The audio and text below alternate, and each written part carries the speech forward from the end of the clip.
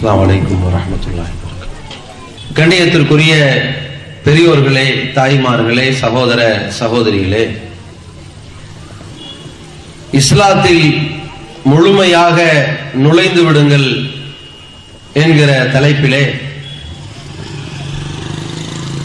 முஸ்லிம் சமுதாய மக்கள் தாங்கள் ஏற்றிருக்கிற ஓர் இறை கடவுள் கொள்கையிலும் ஒரு மறை ஒரு தூதர் என்கிற அந்த தூதுத்துவ கொள்கையிலும் முழுமையான நம்பிக்கையிலே இருக்கிறார்களா?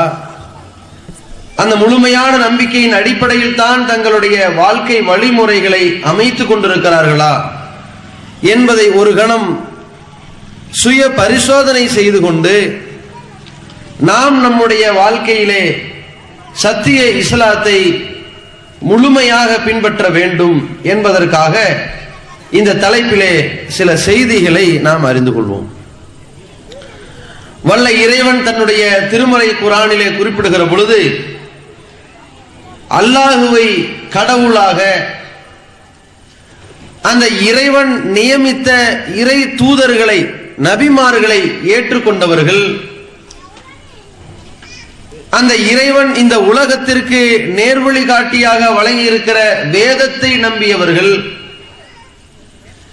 அந்த வேத வரிகளை இறை தூதர்களுக்கு வானவர்கள் மலக்குமார்கள் மூலமாக வான தூதர்கள் மூலமாகத்தான் இங்கே கொண்டு வந்து சேர்க்கப்பட்டது என்ற அந்த வேதத்தை கொண்டு வந்த வான தூதர்களை நம்பிக்கை கொண்டவர்கள், இந்த உலகம் ஒரு நாள் அழிக்கப்பட்டு மனித குலம் அனைத்துமே ஒன்று திரட்டப்படுகிற ஒரு நாள் இருக்கிறது, நல்லவருக்கு சுவனத்தையும் பாவிகளுக்கு நரகத்தையும் பிரித்து தருகிற ஒரு தீர்ப்பு நாளை நம்பிக்கொண்டிருக்கின்ற மக்கள்,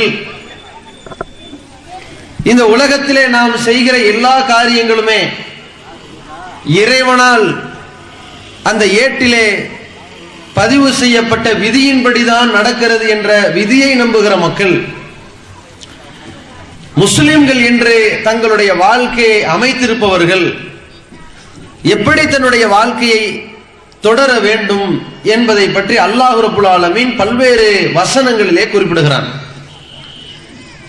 அந்த வரிசையிலே ஒரு இடத்திலே சொல்கிற பொழுது இஸ்லாத்தை ஏற்றுக்கொண்டவர்கள், இஸ்லாத்தை தன்னுடைய வாழ்க்கை நெறியாக அமைத்துக் கொண்டவர்களை பார்த்து இறைவன் பேசுகிறான்.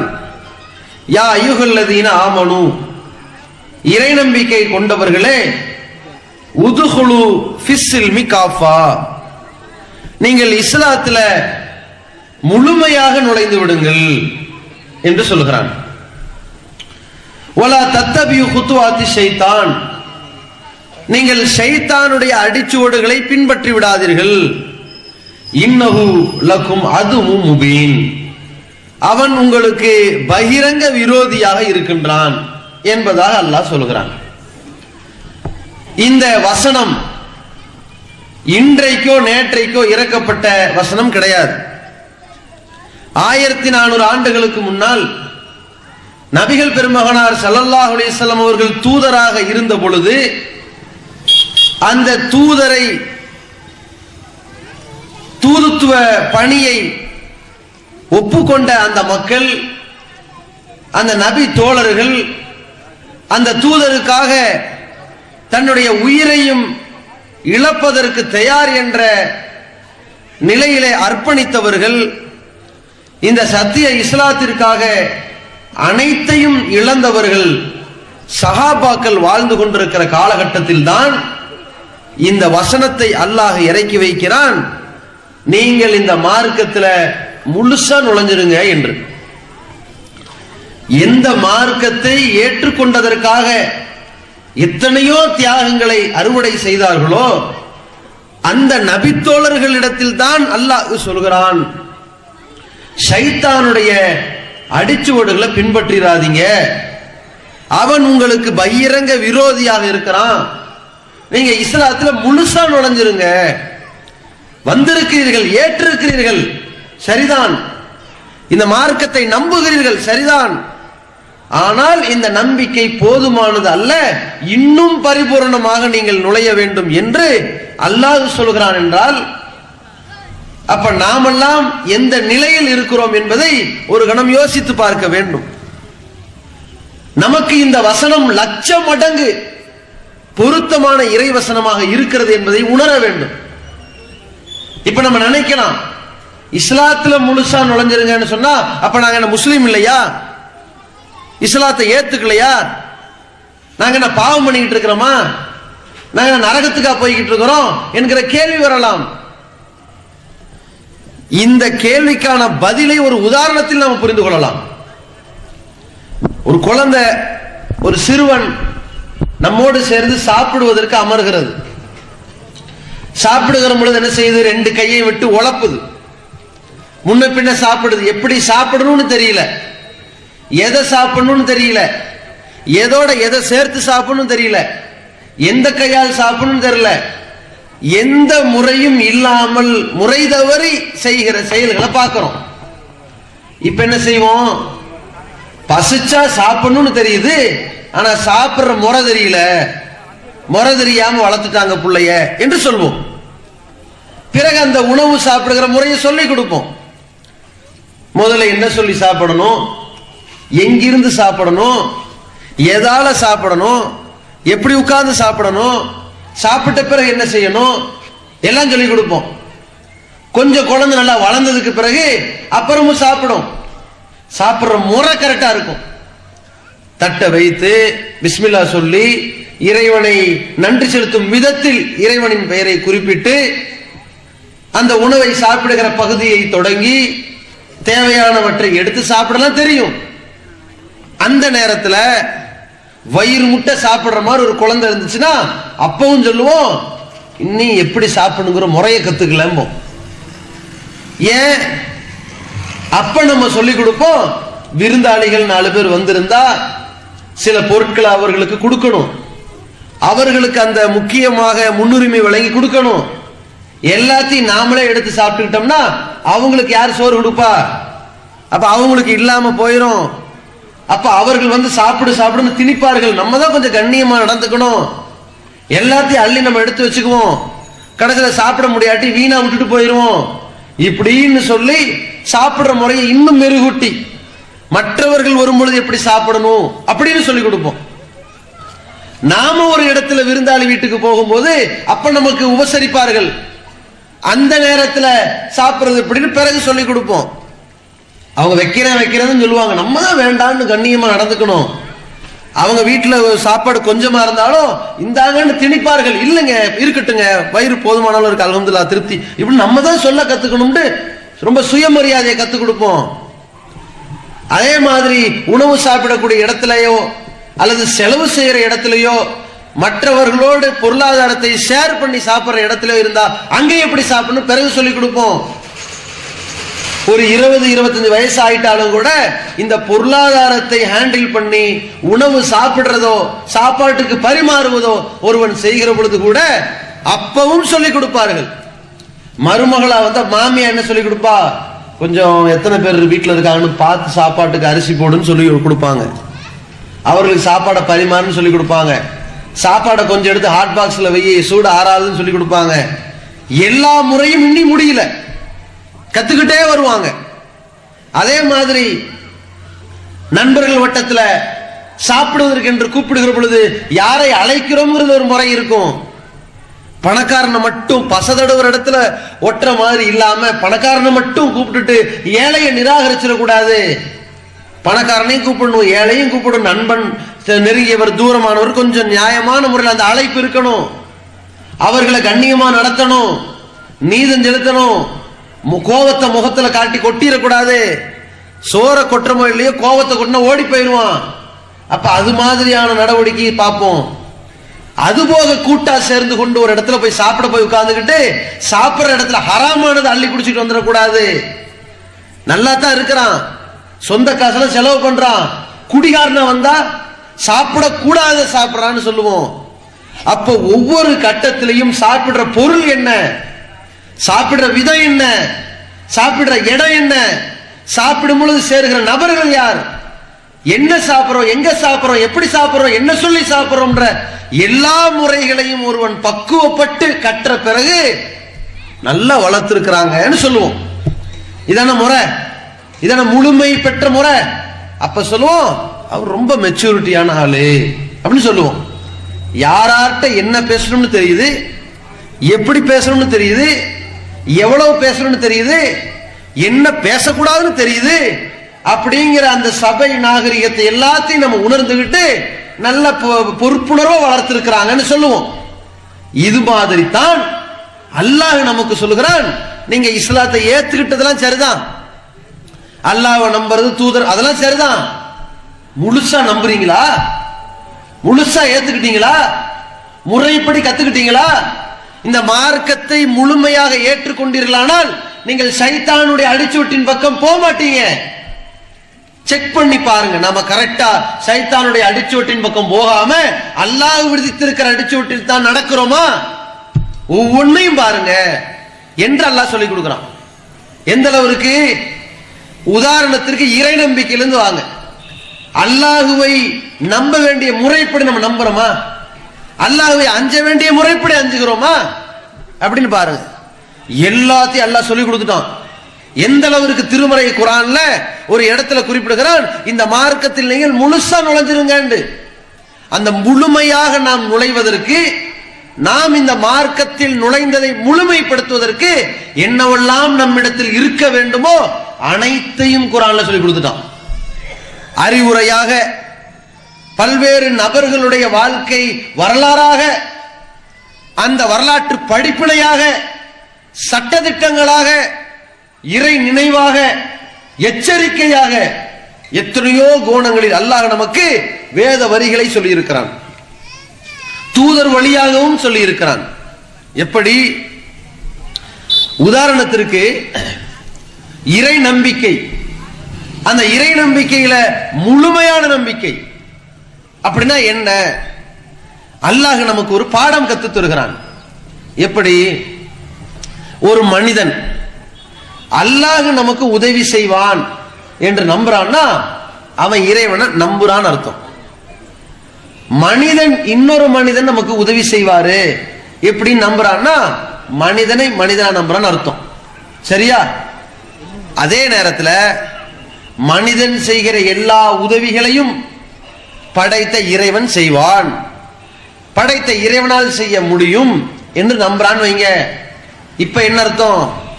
இவன் மனிதனை நம்புகிறான், கடவுளையும் நம்புகிறான் அர்த்தம். கடவுளை உறுதியா நம்புறாங்கிறதுக்கு என்ன ஆதாரம் அப்படின்னா, மனிதன் செய்யக்கூடிய, மனிதனால் செய்ய சாத்தியமுள்ள எல்லா உதவிகளையும் என் இறைவனும் செய்வான் என்று நம்புனான்னா கடவுளை நம்புனான்னு அர்த்தம். உறுதியா நம்பின மாதிரி வராது.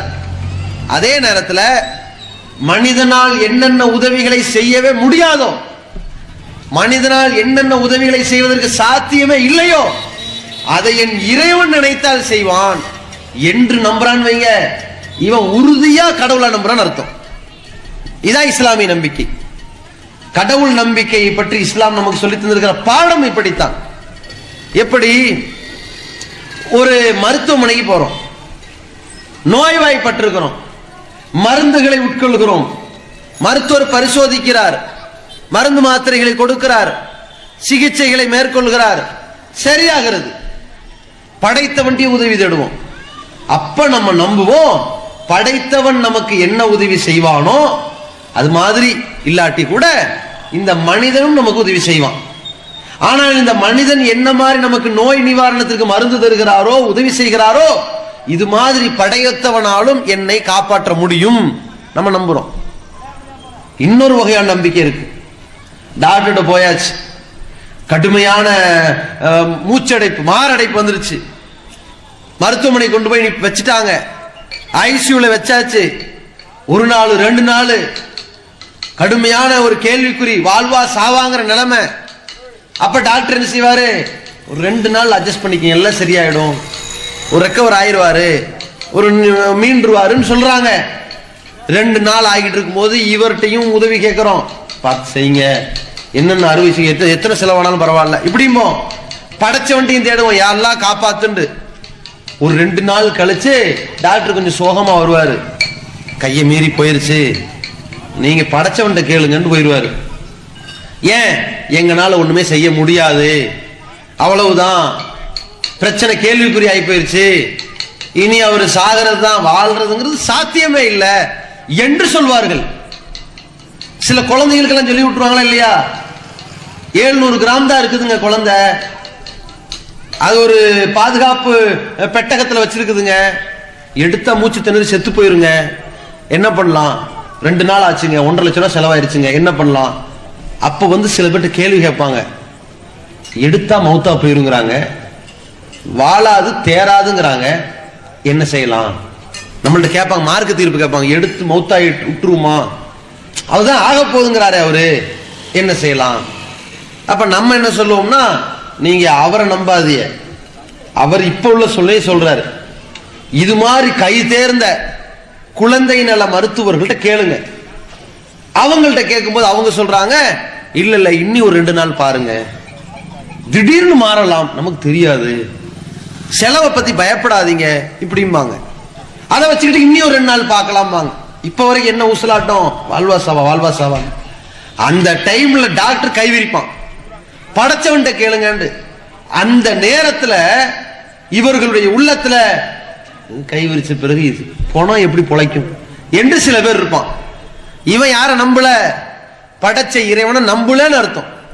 இன்னும் சில பேர் இருப்பார்கள், யாரெல்லாம் நீ விட்ட வழி, உன்னால நினைச்சா இது எந்திரிக்கும், உன்னால முடியும் அப்படின்னு உறுதியான நம்பிக்கை வைப்பான். எப்ப மனிதனால் எதை செய்ய முடியாதோ அதை இறைவன் நினைத்தால் செய்வான் நினைப்பான் பாருங்க, உயிர் பிழைக்கும். பிழைக்காமல் இருக்கலாம், ஆனா இவன் நினைக்கிறான் பாருங்க, இதுதான் உண்மையான இறை நம்பிக்கை. ஒரு நாள் இப்படித்தான் ஒரு குழந்தையை காட்டினாங்க, ஒரு 8-9 மாசம் கழிச்சு காட்டுறாங்க, ஒரு சின்ன பிள்ளைய.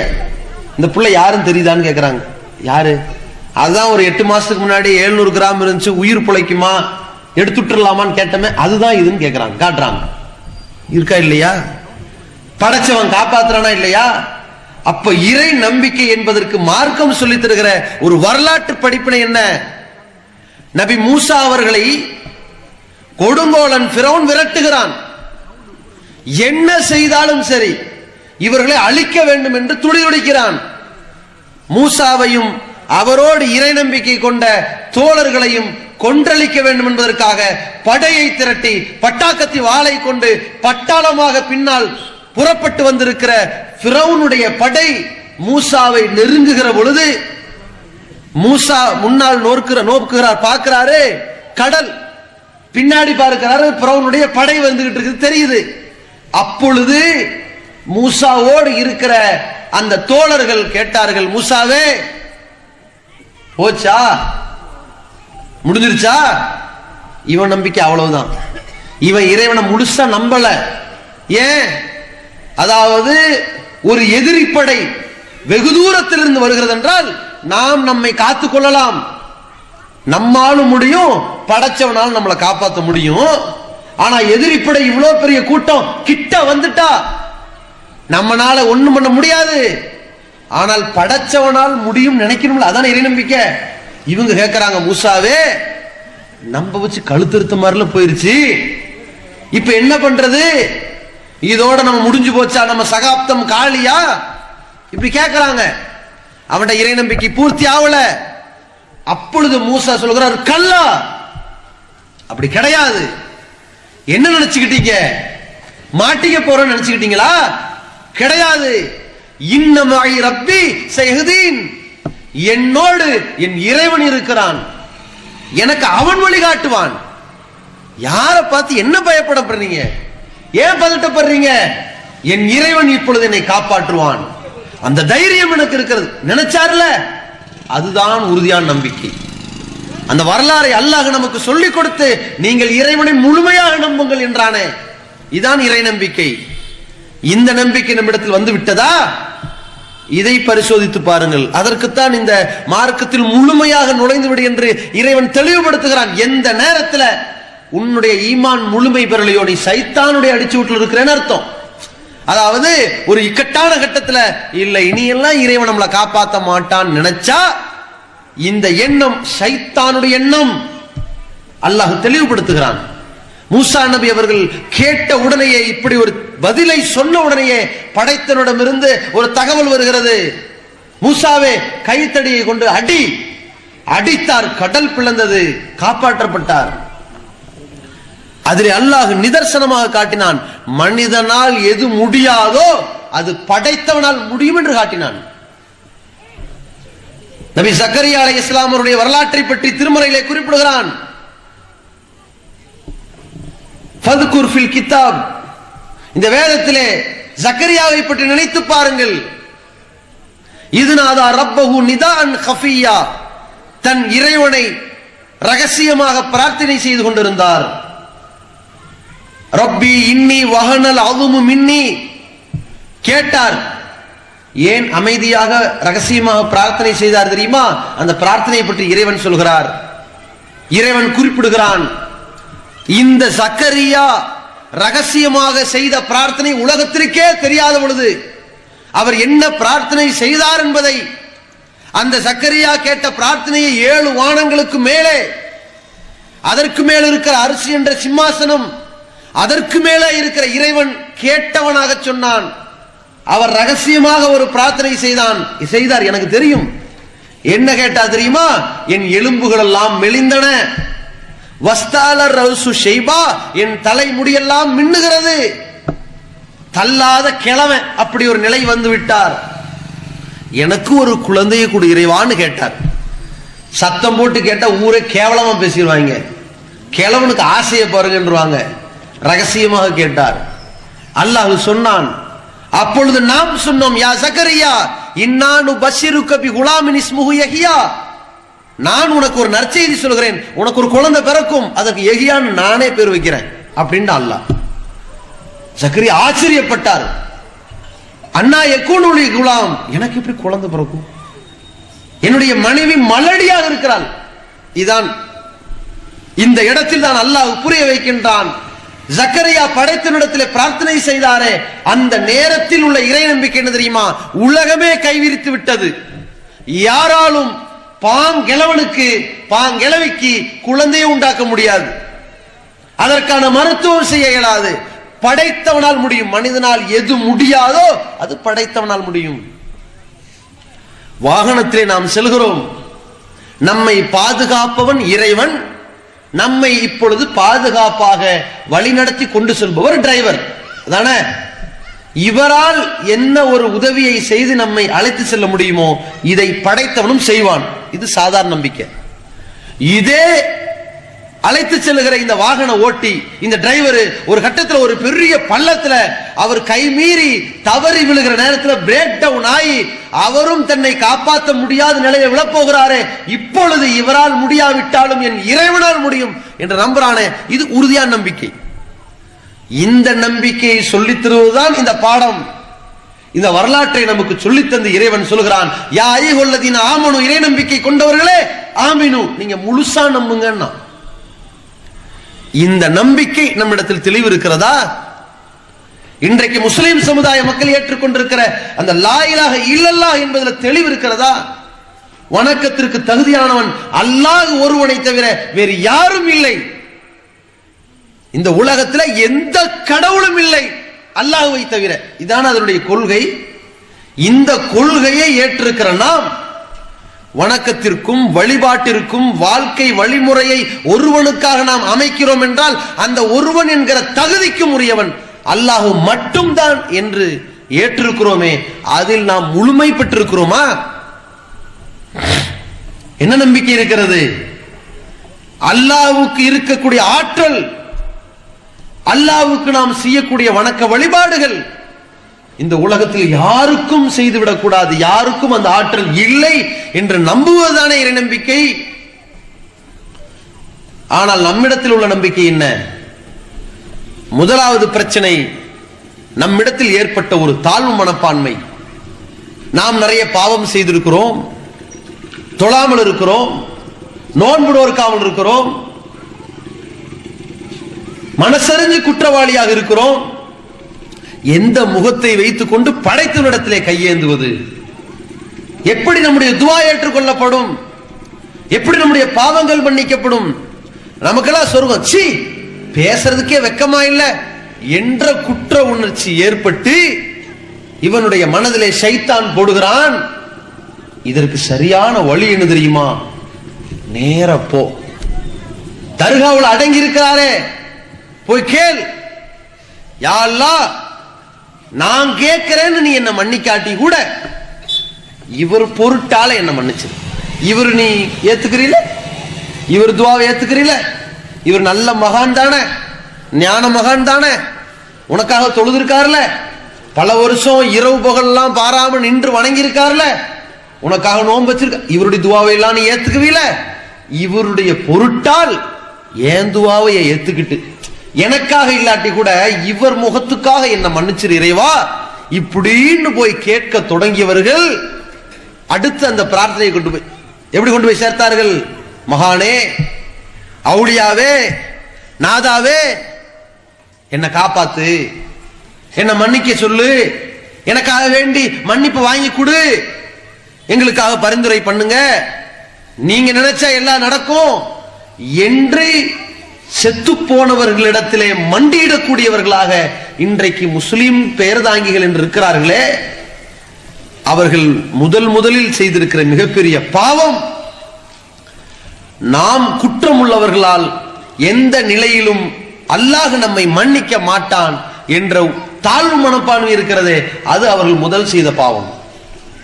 ஏன் அல்லாஹ் சொல்கிறான், யா இபாதி அல்லதீன அஸ்ரஃபு அலா அன்ஃபுஸிஹிம், தங்களுக்கு தாங்களே அநியாயம் செய்திருக்கிற, அக்கிரம் செய்திருக்கிற என்னுடைய அடியார்களே, லா தக்னது மின் ரஹ்மத்தில்லாஹ், அல்லாஹ்வுடைய அருள்ல நம்பிக்கை இழந்துராதீங்க. ஏன் நம்பிக்கை இழக்கிறீங்க? நீங்கள் நம்பிக்கை இழக்காதீர்கள், அல்லாஹ்விடத்திலே மன்னிப்பு தேடுங்கள் என்று அல்லாஹ் கூப்பிடுகிறான். உதூனி அஸ்தஜிபு லக்கும், என்னிடத்திலே பிரார்த்தனை செய்யுங்கள், நான் பதில் சொல்கிறேன், அல்லாஹ் கூப்பிடுகிறான். ஃபைதா ஸாலக இபாதி அன்னி ஃபஇன்னி கரீப் உஜீபு தாவத் தாஇ இதா தானி, என்னை பற்றி என்னுடைய அடியார்கள் கேட்டால் நபியே சொல்லுங்கள், நான் ரொம்ப நெருக்கமாக இருக்கிறேன் என்று சொல்லுங்கள். நெருக்கம் என்றால் எவ்வளவு நெருக்கம் என்று சொல்ல வேண்டுமா? அல்லாஹ் சொல்லுகிறான், நஹ்னு அக்ரபு இலைஹி மின் ஹப்லில் வரீத், அவனுடைய பிடரின் நரம்பு நெருக்கமாக இருக்கிறது அல்லவா? ஒரு மனிதனுக்கு மிக மிக நெருக்கமாக இருக்கிற ஒரு உறுப்பு என்ன? ஒரு மனிதனுடைய சிந்தனை, ஒரு மனிதனுடைய பேச்சு புலமை, ஒரு மனிதனுடைய சுவாசம், ஒரு மனிதனுடைய செவி புலமை, ஒரு மனிதனுடைய பார்வை புலமை என்கிற அனைத்திற்கும் மிக மிக நெருக்கமான ஒரு உறுப்பு இந்த பிடரி நரம்பு. அந்த நரம்பு இருக்கிறதே, அதை விட நான் மிக நெருக்கமாக இருக்கிறேன் உன் கோரிக்கையை ஏற்பதற்காக. என்னிடத்திலேயே அவர்கள் உதவி தேடட்டும், என்னையே அவர்கள் உறுதியாக நம்பட்டும், லஅல்லஹும் யர்ஷுதூன், அவர்கள் நேர்வழியோடு வாழ்வார்கள் என்று அல்லாஹ் சொன்னானே. என்றைக்கு இந்த நம்பிக்கையிலிருந்து தடம் புரண்டார்களோ, இந்த மகானின் பொருட்டால் என்னை காப்பாற்று என்று ஒரு மனிதனை மகானாக இவர்களை நம்பினார்களோ, அது இரண்டாவது தவறு. அவர் இறைநேசரா? அவர் இறைநேசர் என்று நமக்கு தெரியுமா? இறைவனின் நேசர் என்றால் அவர் சொன்னால் பத்தாது, அவர் இறைவனின் நேசன் தான் என்று அல்லாஹ் சொல்ல வேண்டும். உத்தரவிட்டான் அல்லாஹ்? உத்தரவாதம் கொடுத்து விட்டானா? இல்லையே. இன்றைக்கு தர்கா என்ற பெயரால் அடங்கி இருக்கிற யாருக்காவது இவர்கள் என்னுடைய நேசர், இவரிடத்தில் நீங்கள் போய் கெஞ்சுங்கள், கதறுங்கள், அவர் வழியாக என்னிடம் வாருங்கள், அல்லாஹ் சொல்லி இருக்கிறானா? சொல்லலையே. அல்லாஹ் யாரையும் சொல்லாத, இவர்களாக தீர்மானித்து கற்பனை செய்திருக்கிற அல்லாஹ்வுடைய அவுலியான்னு நம்புகிறார்களே, யாரை போய் நம்பி இருக்கிறார்கள்? குரங்கு மஸ்தான் என்றும், குரங்கு ஒரு அவுலியா. யாரு? அல்லாஹ்விடத்தில் நம்முடைய குற்ற குறைகளை மன்னிப்பதற்காக, மன்றாடுவதற்காக இவர்கள் எடுத்துக்கொண்ட ஆள் யாரு? குரங்கு மஸ்தான், பீடி மஸ்தான். பீடியே வாழ்க்கை என்று போதைக்கு அடிமையாகி கிடந்தானே, அந்த பீடி மஸ்தான் இறைநேசராம். அனுமர் அவுலியா இறைநேசராம், பாம்பு அவுலியா இறைநேசராம், கழுதை அவுலியா, குதிரை அவுலியா, யானை அவுலியா இறைநேசராம். எவ்வளவு பெரிய நம்பிக்கை போயிருச்சு பத்தியலா? ஷைத்தான் எப்படி கொண்டு போய் வழிகேட்டுல தள்ளிட்டான் பாத்தீங்களா? அல்லாஹ் தெளிவாக சொன்னான், நீ இந்த மார்க்கத்திலே இருந்தா வழிகட மாட்டாய். என் இறைவன் என்னை படைத்தான், என்னை விசாரிப்பாக இருப்பவனும் இறைவன் தான், என்னை தண்டிப்பவனும் இறைவன் தான், எனக்கு சுவனத்தை கொடுக்க போறவனும் இறைவன் தான், நான் குற்றம் செய்திருக்கிறது இறைவனுக்குத்தான், எனவே நான் மன்றாட வேண்டியது இறைவனிடம் தான் என்று இருந்தால் நேர்வழியில் இருந்திருப்பான். என்னைக்கு அங்கிருந்து டைவர்ட் ஆனானோ போனா எல்லா இடத்துலையும் அல்லாஹ்வுக்கு செய்ய வேண்டிய வணக்க வழிபாடுகளை, தொழுகை, சஜிதா, சிரமணிதல், பாவ மன்னிப்பு, பிரார்த்தனை, பாதுகாவல் எல்லாத்தையும் இறந்து போன இடத்துல கேட்க ஆரம்பித்து விட்டான், இணை கற்பித்து விட்டான். அடுத்த ஒரு பாவம் என்ன? நீ இறைநேசர்னு ஒரு ஆளை முடிவெடுக்கிறமே. உதாரணத்திற்கு நபி இப்ராஹிம் அலைஹிஸ்ஸலாம் ஒரு இறைநேசர் தான், அல்லாஹ்வே சொல்லிட்டான். நம்ம இப்ராஹிம் பொருட்டால் பாவம் தேடிட முடியுமா? நபிகளார் இறைநேசர் தான், தேட முடியுமா? நபிகள் பெருமகனார் மிக அழகாக சொன்னார்கள். தன்னுடைய வாழ்க்கையிலே தன்னுடைய மகள் ஃபாத்திமாவை அழைத்தார்கள், தன்னுடைய கூட்டத்தார்களை அழைத்தார்கள், குறைஷை கூப்பிட்டார்கள். எப்படி கூப்பிட்டார்கள்? யா சஃபியா அம்மத்தி முஹம்மது ஸல்லல்லாஹு அலைஹி வஸல்லம், என்னுடைய மாமி சஃபியாவே வாங்க இங்க. நாளை மறுமை நாளில் உங்களுக்காக வாதிடுவதற்கு எனக்கு அதிகாரம் இல்லை, எனவே உங்களுக்கு தேவையான ஒன்றை நீங்கள் இறைவனிடமே பெற்றுக் கொள்ளுங்கள். அல்லாஹ்வுடைய தூதர் சொல்கிறார்கள், யா ஃபாத்திமா பின்த் முஹம்மது, முஹம்மதுடைய மகள் ஃபாத்திமாவே, சலீனி மின் மாலி மா ஷிஅதி, உனக்கு ஏதாவது காசு பணம் வேண்டும் என்றால் கூட இப்ப கேட்டு நான் கொடுக்கிறேன். லா உஹ்னி அன்கி மினல்லாஹி ஷையா, நாளை மறுமையில் அல்லாஹ் உனக்கு ஏதாவது ஒன்றை விதித்து விட்டால், நரகமாகவோ நன்மையை ஏற்றுக்கொள்ளாத நிலையோ மிகப்பெரிய கஷ்ட நிலையோ வந்துவிட்டால், உன்னுடைய தகப்பன் என்ற அடிப்படையிலோ தூதர் என்ற அடிப்படையிலோ அல்லாஹ்வுக்கு மிக நெருக்கமான ஒரு இறை தூதருடைய இடத்தில் இருக்கிறேன் என்கிற அடிப்படையிலோ உனக்காக நான் பரிந்து பேச முடியாது என்றார்களே ரசூலுல்லாஹ்.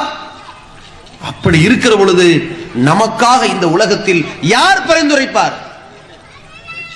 இதை யோசிச்சு பார்க்க வேணாம்? அல்லாஹ் அழகாக சொன்னான், பாவம் செய்தவர்களே என்னிடத்தில் மீண்டு வாருங்கள்.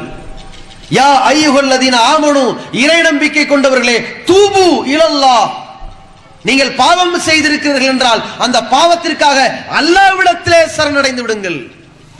தௌபத்தன் நசூஹா, ஒரே அடியாக மன்னிப்பு தேட வாருங்கள்.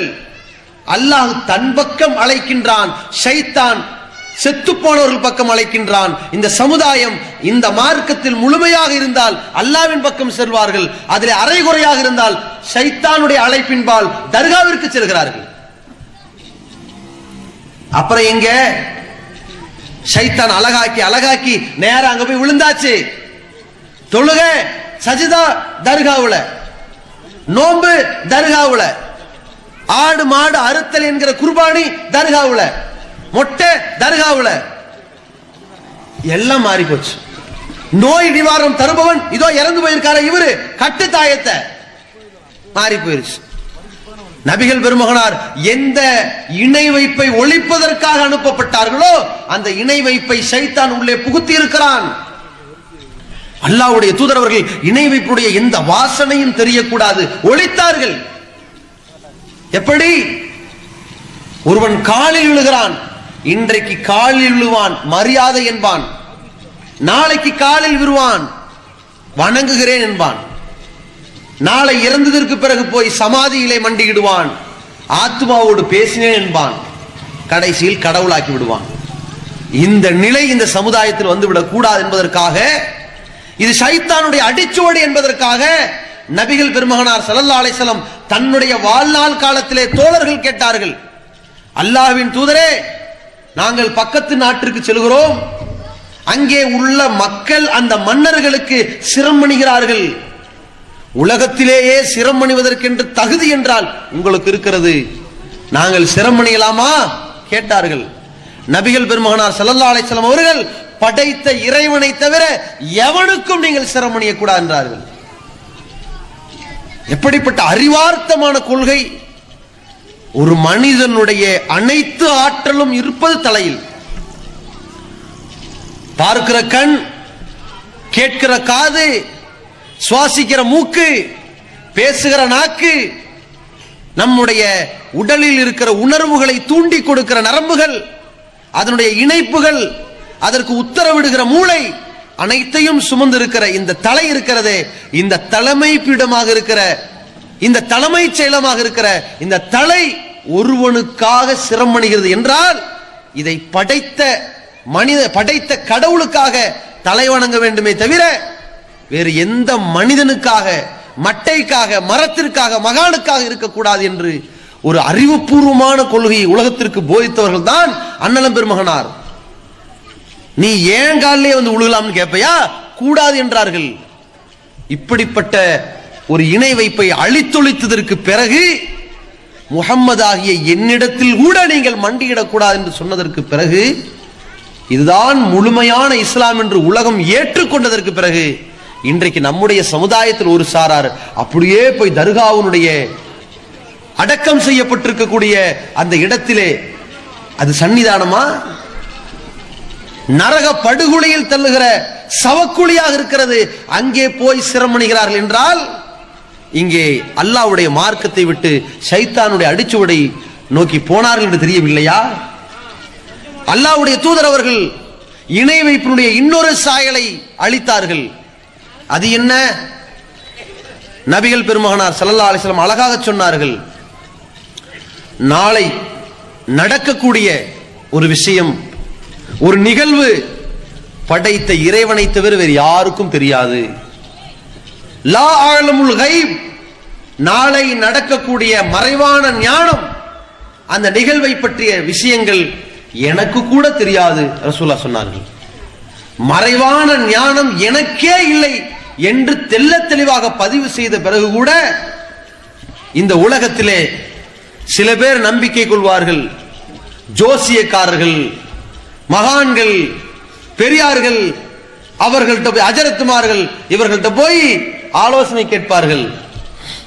மகனுக்கு எப்ப கல்யாணம் வச்சுக்கலாம், அவர் திருவாய் மலரணும், அவர் சொன்னா கரெக்டா இருக்கும். ஜோசியக்காரர் சொல்லணும், கையில ஓடுற ரேகையை பாருங்க, எல்லாத்துக்கும் அதே மாதிரி தான் இருக்கும், இப்படி போனா எப்படி, இப்படி போனா எப்படி சொல்லுங்க. பிறந்த நாள் இதை வச்சு சொல்லுங்க. எண் கணித ஜோதிடம் எப்படின்னு சொல்லுங்க. பேரை மாத்தணும் சொல்லுங்க.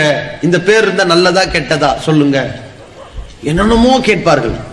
பேர்ல ராசி, முகத்துல ராசி, நட்சத்திரத்துல ராசி, பிறந்த நாள்ல ராசி, கையில ராசி, எல்லாத்தையும் பார்க்கணும். அது ரொம்ப ஒருத்த மட்டும் ரொம்ப இடிச்சுக்கிட்டே இருக்கிறான், யாரு பக்கத்துல, சனி இங்க இடிச்சுக்கிட்டே இருக்கான், அது சரியாயிடும். இவனுக்கு ஒண்ணும் இல்லை, 7.5 நாட்டு சனி இவனை சுத்திக்கிட்டே இருக்குது. நம்ம மக்கள் போய் விழுகிறார்கள். யாரு? ஜோசியம்னு போனா நம்மளை தப்பா நினைச்சுறாங்க. என்ன இஸ்லாத்துல இல்ல, நீ இறைவனை நம்பல, ஏன் பைத்தியகாரத்தனமான நம்பிக்கையில் இருக்கிறேன்னு சொல்லிடுவாங்கன்னு ஃபால் கித்தாப்னு மாத்திக்கிட்டான். ஃபால் கித்தாப்னா என்ன? அஜர்த் வச்சிருப்பார், அதை ஒரு புத்தகத்தை வச்சிருப்பார். இவனுடைய வாழ்க்கையில என்னெல்லாம் நடக்கும் அந்த புத்தகத்தை வச்சிருப்பாரு. அவன் பேரையெல்லாம் சொன்னதுக்கு பிறகு இடையில திடீர்னு திறந்து வைப்பாரு, உனக்கு விழுந்தது இதுதான், உன் முகத்துக்கு யார் விழுந்திருப்பா, இங்க என்ன விழுந்திருக்குன்னு பார்ப்பான். உனக்கு கூடி விரைவில் கல்யாணம் ஆகும். ஏற்கனவே கல்யாணம் ஆனா என்ன ஒண்ணுவான்னு தெரியல, அப்ப தலாக்காயிட்டு கல்யாணம் ஆகும்னு சொல்லுவானா ஜோசியம். இது மாதிரியான நிலையில 10 பேர்ல 2 பேருக்கு ஆட்சி வைங்க, அவன் தான் உலகத்துக்கெல்லாம் மீடியேட்டர், ஏஜென்ட். நான் கூட பாருங்களேன், எனக்கே 10 வருஷம் கல்யாணம் ஆரம்பிச்சு, அஜர்த்துட்டு போனேன், சொன்னாரு கல்யாணம் நல்லா இருக்கா இல்லையா, இவன் தான் 100 பேரை எடுத்துட்டு வந்துருவான். இப்படியே பிராபகண்டா பண்ணி பண்ணி பண்ணி கொலகார பையன், கொள்ளக்கார பையன், மொல்ல மாறி, கேப் மாறி, முடிச்சு வைக்க 50 பேர் இன்னைக்கு பெரிய ஆள் ஆயிடுவான். அப்படித்தான் இருக்குது. இன்னைக்கு பெரிய பெரிய சாமியார்னு சொல்லிட்டு அவன் லீலைகள் அது இதுன்னு சொல்லிட்டு அம்பலப்படுத்துறான. யார் அவன்? ஏற்கனவே அவனை பார்த்து அவனுக்கு அவ்வளவு குற்ற பின்னணி இருக்கும். கஞ்சா கடத்தினவன், மொள்ள மாரித்தனம் பண்ணவன், பொண்டாட்டியை போட்டு தள்ளினவன், பல வழக்குக்கு ஆளானவன், ஊர் உலகத்துல பார்த்தா இன்னைக்கு அவன் தான் பெரிய புண்ணியமா மாதிரி. எந்த அளவுக்கு பார்த்தீங்களா நிலைமை? சர்வ சாதாரணமா சொல்றதா இருந்தா இன்னைக்கு விவசாயத்தை அழிச்சு நாசமாக்கி தன்னுடைய யோகா மையத்திற்காக வேண்டிய எல்லாத்தையும் மையத்தாக்கி விட்டவன் ஜக்கி வாசுதேவ். அவன் எல்லாத்தையும் நாசமாக்கி வச்சுட்டான். யானையினுடைய அந்த போக்குவரத்து பாதைகளை எல்லாம் துண்டிச்சுட்டான். அந்த இடத்துல எல்லாத்தையும் நாசமாக்கி விட்டு அவன் இன்னைக்கு ஊரூரா போய் ஆற்று நதிகளை காப்பாற்ற வேண்டும், விவசாயம் தான் நமக்கு முன்னேற்றம், அதை காப்பாற்ற வேண்டும்னு அழுகிறான், நீலிக்கு நீர் வடிக்கிறான். இவன் யாரான்னு எடுத்து பார்த்தா பொண்டாட்டிய கொலை பண்ணவன், கஞ்சாவை கடத்தி வித்தவன், மிகப்பெரிய கஞ்சா வியாபாரி இருந்தவன் இன்னைக்கு உலகத்துல மிகப்பெரிய சாமியாரா போயிட்டான். 1000 கோடி சொத்துக்கு சொந்தக்காரன். இப்ப என்ன பண்ணான் தெரியுங்களா? கடவுளை நீங்க அணுகணும்னா பலதையும் தியாகம் பண்ணணும்னா. ஏடா தியாகம் பண்ணும்? அங்க வீட்டுல அவனுடைய மையத்தில் இருக்கிற எல்லா பிள்ளைங்களுக்கும் மொட்டை அடிச்சுட்டான். நீ ஆசையை திறக்கணும், ஆசையை திறக்கணும், மொட்டை அடிச்சு விட்டு பொம்பளை பிள்ளைங்களை எல்லாம் மொட்டை அடிச்சு விட்டுட்டு கல்யாணம் பண்ணாத, அப்படி பண்ணாத, இப்படி பண்ணாத, கடவுள் கடவுள்னா தான் மகளுக்கு ஊரே மெச்சர்களும் கல்யாணம் பண்ணி வச்சான். நீ மொட்டை அடிச்சு கடவுளோடு நெருங்கணும், உன் பிள்ளைக்கு அடிச்சிருக்கணும், ஏன்டா அடிக்கல? அவள் விரும்பவில்லைங்கிறான். இருக்கா இல்லையா? இது மாதிரி இந்த உலகத்துல அயோக்கியர்கள், அநியாயக்காரர்கள், அக்கிரமக்காரர்கள் இன்னைக்கு பெரிய இடத்துல வந்து உட்கார்ந்து இருக்கான. என்ன 4 பேர் ஏஜென்ட் இருப்பான், சாதாரண ஆள் இல்ல. அவர் முகம் பார்த்தா போதும் ஊரே உருப்பிட்டுரும். இப்படிமா அவர் வந்தா மழை கொட்டும், வர்றதுக்கு முன்னாடி கொட்டும் பாருங்களேன், இப்படி கிளப்புறம் தான் வர்றது. இதே மாதிரி நபிகள் பெருமகனார் ஸல்லல்லாஹு அலைஹி வஸல்லம் காலத்துல இந்த மாதிரி நாளை நடப்பது இப்படி நடக்கும் அப்படி நடக்கும் எவனாவது சொல்றான்னு போனீங்க, இஸ்லாத்தை விட்டு வெளியேறி விடுகிறார். மன் அத்தா அர்ராஃபன் அவ் காஹினன் ஃபயுஸத்திகுஹு பிமா யகூல். எவன் ஒரு ஜோசியக்காரனிடத்திலோ குறிகாரனிடத்திலோ, குறி சொல்றேன் அப்படின்னு சொல்றவனிடத்திலேயோ போனால் அவன் சொல்வது உண்மையா இருக்குமோ என்று நம்பினால் ஃபகத் அபா அல்லதி உன்சில அலா அபுல் காசிம். இந்த முகம்மதுக்கு இறக்கப்பட்ட வேதம் திருமறை குர்ஆன், இந்த இறை வேதத்தை நிராகரித்த காஃபிராகி விடுகிறானே. எவ்வளவு தெளிவாக சொன்னார்கள் ரசூலுல்லாஹ். அதில் நாம் முழுமையான நம்பிக்கையில் இருக்கிறோமா? சில பேர் ஜோசியம் பார்ப்பார்கள், சில பேர் இப்படி ஃபால்கிதா பார்ப்பார்கள். ஏங்க போக்குறீங்க? எனக்கு அதுல நம்பிக்கையில இல்ல, ஒரு வேளை ஒரு மன ஆறுதலுக்கு இப்படிமா. இப்படி இருக்கானா இல்லையா? இந்த ஒரு வேளை, இந்த ஒரு மன ஆறுதல் இப்படி போனாம்டா அவன் தான் மிகப்பெரிய பாவி. ஏன்? ஷைத்தானை பொறுத்த வரைக்கும் யாரையும் பொசுக்கிட்டு தள்ளி விட மாட்டான். நேரா போய் நம்ம ஒரு ஆளாவது, ஒரு ஒத்த ஆளாவது நேரா போய் சுவிட்ச போட்டு பிளக்ல டக்குன்னு கையை விட்டு ஆமா சாக்குல அடிக்குது ஒரு ஆள் செய்ய மாட்டான். அப்படியா வரும்? முதல்ல நமக்கு இந்த புத்தி தெரியும், விட்டா சாக்கு அடிக்க முடியும். அதுக்கப்புறம் என்ன பண்ணுவோம்? பழகி போயிடும். அதுக்கப்புறம் என்ன? ஒரு அவசர தேவை, போனை சுவிட்ச் ஆஃப். நம்ம போன்ல வந்து நம்ம இருக்கக்கூடிய நிலைமையிலையும் நம்ம பயன்படுத்துற போனுடைய விதத்துல பார்த்தா கிட்டத்தட்ட 1008 பேட்டரி பாக்கெட்ல வச்சு திரியணும் போல இருக்குது. அப்படி ஆகி போச்சு. இந்த பேட்டரி முடிஞ்சு, அந்த பேட்டரி, இந்த பேட்டரி முடிஞ்சு, அவ்வளவு நேரம் போன் விழிச்சுக்கிட்டே இருக்கணும். இவனுக்கு உயிர் மூச்சு மாதிரி ஆகி போச்சு. அது இல்லாட்டி செத்து போயிடுவாங்கிற மாதிரி ஆயிட்டான். எல்லார் கையிலையும் போன். இப்ப யாரும் டிஸ்டர்ப் பண்ணக்கூடாது. என்ன?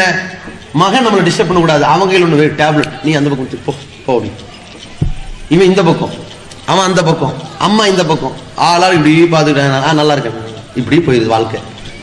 இந்த போன் ஒருவேளை ஆஃப் ஆக போது, அவசரமா பேசணும் அல்லது எதையாவது பார்க்கணும், நேரம் சார்ஜரை போட்டு ஒயரை ஏத்திக்கிட்டு பார்த்துக்கிட்டே இருப்பாங்க, பேசிக்கிட்டே இருப்பாங்க. வெட்டிச்சு காதெல்லாம் ரத்தம் வருமேடா, அப்பவும் ஒரு 5 நிமிஷம் அப்படிமா இப்படி கொண்டு போய் சேருது பாருங்க. இதே மாதிரி தான் ஷைத்தான் இப்படியே நாசமாக்குவான். எப்படி நாசமாக்குவான்? இல்ல எனக்கு ஜோசியத்துல நம்பிக்கை இல்ல, ஒரு வார்த்தை, எங்களுடைய அம்மாவுடைய திருப்திக்காக, எங்க வாப்பா திருப்திக்காக ஒரு வார்த்தை இப்படின்னு போவான். இல்ல அவர் சொல்றது கரெக்டா தான் இருக்கு. இப்ப ஷைத்தான் தள்ளுவான். நரகத்துல தள்ளு சும்மாவா? எல்லாரும் தெரியுமே இவ்வளவு பெரிய நரக படுகொலியாச்சு. அப்படி தள்ள மாட்டான். இப்ப குடிகாரம், எல்லா குடிகாரம் எப்படியும் வருவானா? ரொம்ப வேணாம், ஒரு 1/2 டம்ளர் அப்படின்னு குடிப்பான். நல்ல வேலை, நம்மளாம் எவ்வளவோ பரவாயில்ல, நான் மாசத்துக்கு 2 நாள் தான் குடிக்க முடியுமா? இப்படி சொல்றவன் தான் மிகப்பெரிய குடிகாரனா மாறுறானே. எல்லா பாவிகளும் தொடக்கத்துல மெதுவாத்தான் போவான். இதே மாதிரி தான் இந்த இஸ்லாத்தை விட்டு ஷைத்தானுடைய அடிச்சுவட்டின் பக்கம் இழுத்து செல்லும். அல்லாஹ் சொல்றான், முழுமையா இங்கே இருந்துக்க, வெளியே போயிடாத, ஷைத்தானுடைய அடிச்சுவடை எட்டி பாத்துறாத, அதோட நாசமாயிருவேன். அவன் உன்னை ஏமாற்றுவான். இது ஆதம் நபி காலத்திலிருந்தே ஏமாத்திட்டு வந்துட்டு இருக்கிறான். கொஞ்சம் கொஞ்சமா தான். ஆதம் நபி அல்லாஹ் என்ன பண்ணா, இங்க இருக்கிற எல்லாத்தையும் சாப்பிடு, இந்த மரத்துக்கு மட்டும் போவாதேண்டு. சைத்தான் என்ன பண்ணா, முதல்ல இந்த மரத்துல உள்ள கனியை சாப்பிடு அப்படின்னு நான் சொன்னா, அப்படி சொல்ல. அது ஏன் இறைவன் சொல்றான் தெரியுமா? ஒருவேளை நீங்க சாப்பிட்டுட்டா நிரந்தரமா இங்க இருக்க வேண்டி வந்துடும். சரியா? சாப்பிடாம இருந்தீங்கன்னா இங்க இருந்து இறங்கி வெளியே போயிருவீங்க. எப்படி நிரந்தரமா இருக்கணுமா, எப்படி வெளியே போகணுமா, இப்படி கேட்டுட்டான். ஆதம் நபி அப்ப என்ன யோசிக்கல, நம்ம நிரந்தரமா இருக்கணுமா வெளியே போகணும் முடிவெடுக்க வேண்டியது அல்லாஹ். இந்த சைத்தான் பேச்சு நம்ம ஏன் கேட்கணும்? அப்ப என்ன ஆகுது, ஒரு சின்ன தடுமாற்றம், அந்த மரத்தை நெருங்கிட்டாங்க. கொஞ்சம் தானே ஆரம்பிச்சாங்க, இதான பாவம். அல்லாஹ் அதுக்கப்புறம் என்ன பண்ணிட்டான், நேர்வழி வழிகேடு எதுன்னு பிரிச்சு சொல்லி கொடுத்துட்டான். இதை வந்தா நேர்வழி, இப்படி போனா வழிகேடு, கவனமா இருந்துக்குன்னு சொல்லி கொடுத்துட்டான். ஏன்? ஒரு செயலை செய்யாத என்று இறைவன் தடுத்தான், தடுத்ததை அவர் செய்தார். பிறகு அந்த மனித குலத்திற்கு அல்லாஹ் புரிய வைத்தான், அந்த செயலை செஞ்சா என்னவெல்லாம் உனக்கு நடக்கும்ங்கிறதை சொல்லி கொடுத்துட்டான். அதற்கு பிறகு அவர் திருந்தினார். இது போல காரண காரியத்தோடு அல்லாஹ் சொல்லி கொடுத்து விட்டான், நீ இஸ்லாத்துல முழுமையாயிரு, சைத்தானை பின்பற்றிடாத, போன அவன் நாசமாக்கிடுவான். எப்படி எல்லாம் நாசமாக்கினான் பாரு. இதான் வரலாற்று சம்பவங்கள். நபி மூசா அலைஹிஸ்ஸலாம் அவர்கள் காலத்துல எப்படி அவர்கள் இறை நம்பிக்கையில் பலவீனர்களாக இருந்தார்களோ, நபிகள் காலத்தில் கூட சில பேர் அப்படி ஒரு இறை நம்பிக்கையில் பலவீனர்களாக இருக்கிறார்கள். அல்லாஹ்வுடைய தூதரவர்கள் பேசுகிறார்கள், இணை வைப்பின் சாயல் கூட வரக்கூடாது, ஒவ்வொன்றாக ஒழித்தார்கள். அடுத்து நபிகள் நாயகம் ஸல்லல்லாஹு அலைஹி வஸல்லம் காலத்தில் இன்னொரு பிரச்சனை. என்ன பிரச்சனை? ஒரு ஆளை வச்சு நிலைமையை கணிக்கிறது. மழை பெய்யுதா, இதானே அவர் வந்திருக்காருல, பேயம் என்ன செய்யும் இப்படிமா. வெயில் அடிக்குதா, பின்ன இவன் வந்திருக்காருல, வெயில் அடிக்கத்தான் செய்யும் அப்படிமா.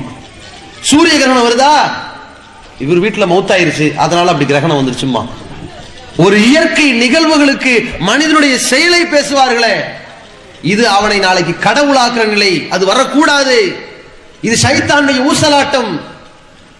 நபிகள் நாயகம் ஸல்லல்லாஹு அலைஹி வஸல்லம் காலத்துல அல்லாஹ்வுடைய தூதரை வைத்தது நடந்துடக்கூடாது, ரசூலை உடைத்தார்கள்.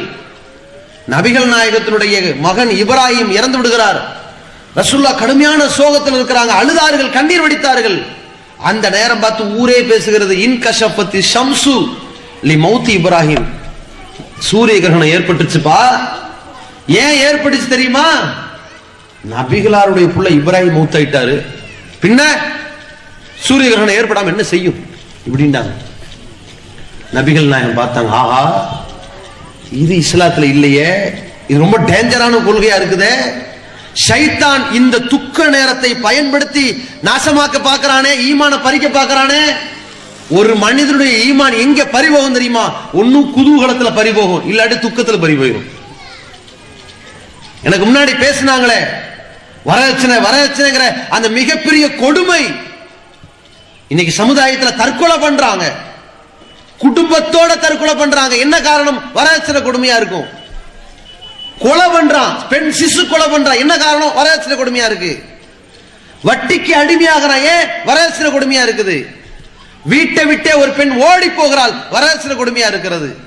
ஸ்டவ் அடித்து சாகிறாள், வரதட்சணை கொடுமையா இருக்கிறது. இந்த சமுதாயத்தின் ஒட்டுமொத்த விபச்சாரம், கொலை, கொள்ளை, வட்டி, சூதாட்டம், மது, எல்லா சமூக தீமைகளும் சமூக கொடுமைகளின் பிறப்பிடமாக காரணியாக இருப்பது வரதட்சணையா இருக்கா இல்லையா? அந்த கொடுமை, இந்த ஷைத்தானுடைய இந்த மிகப்பெரிய பாவச் செயல் எங்கே தூண்டிவிடப்பட்டிருக்கிறது? திருமணம் என்கிற குதூகலத்துல வந்து சேர்ந்துருச்சு.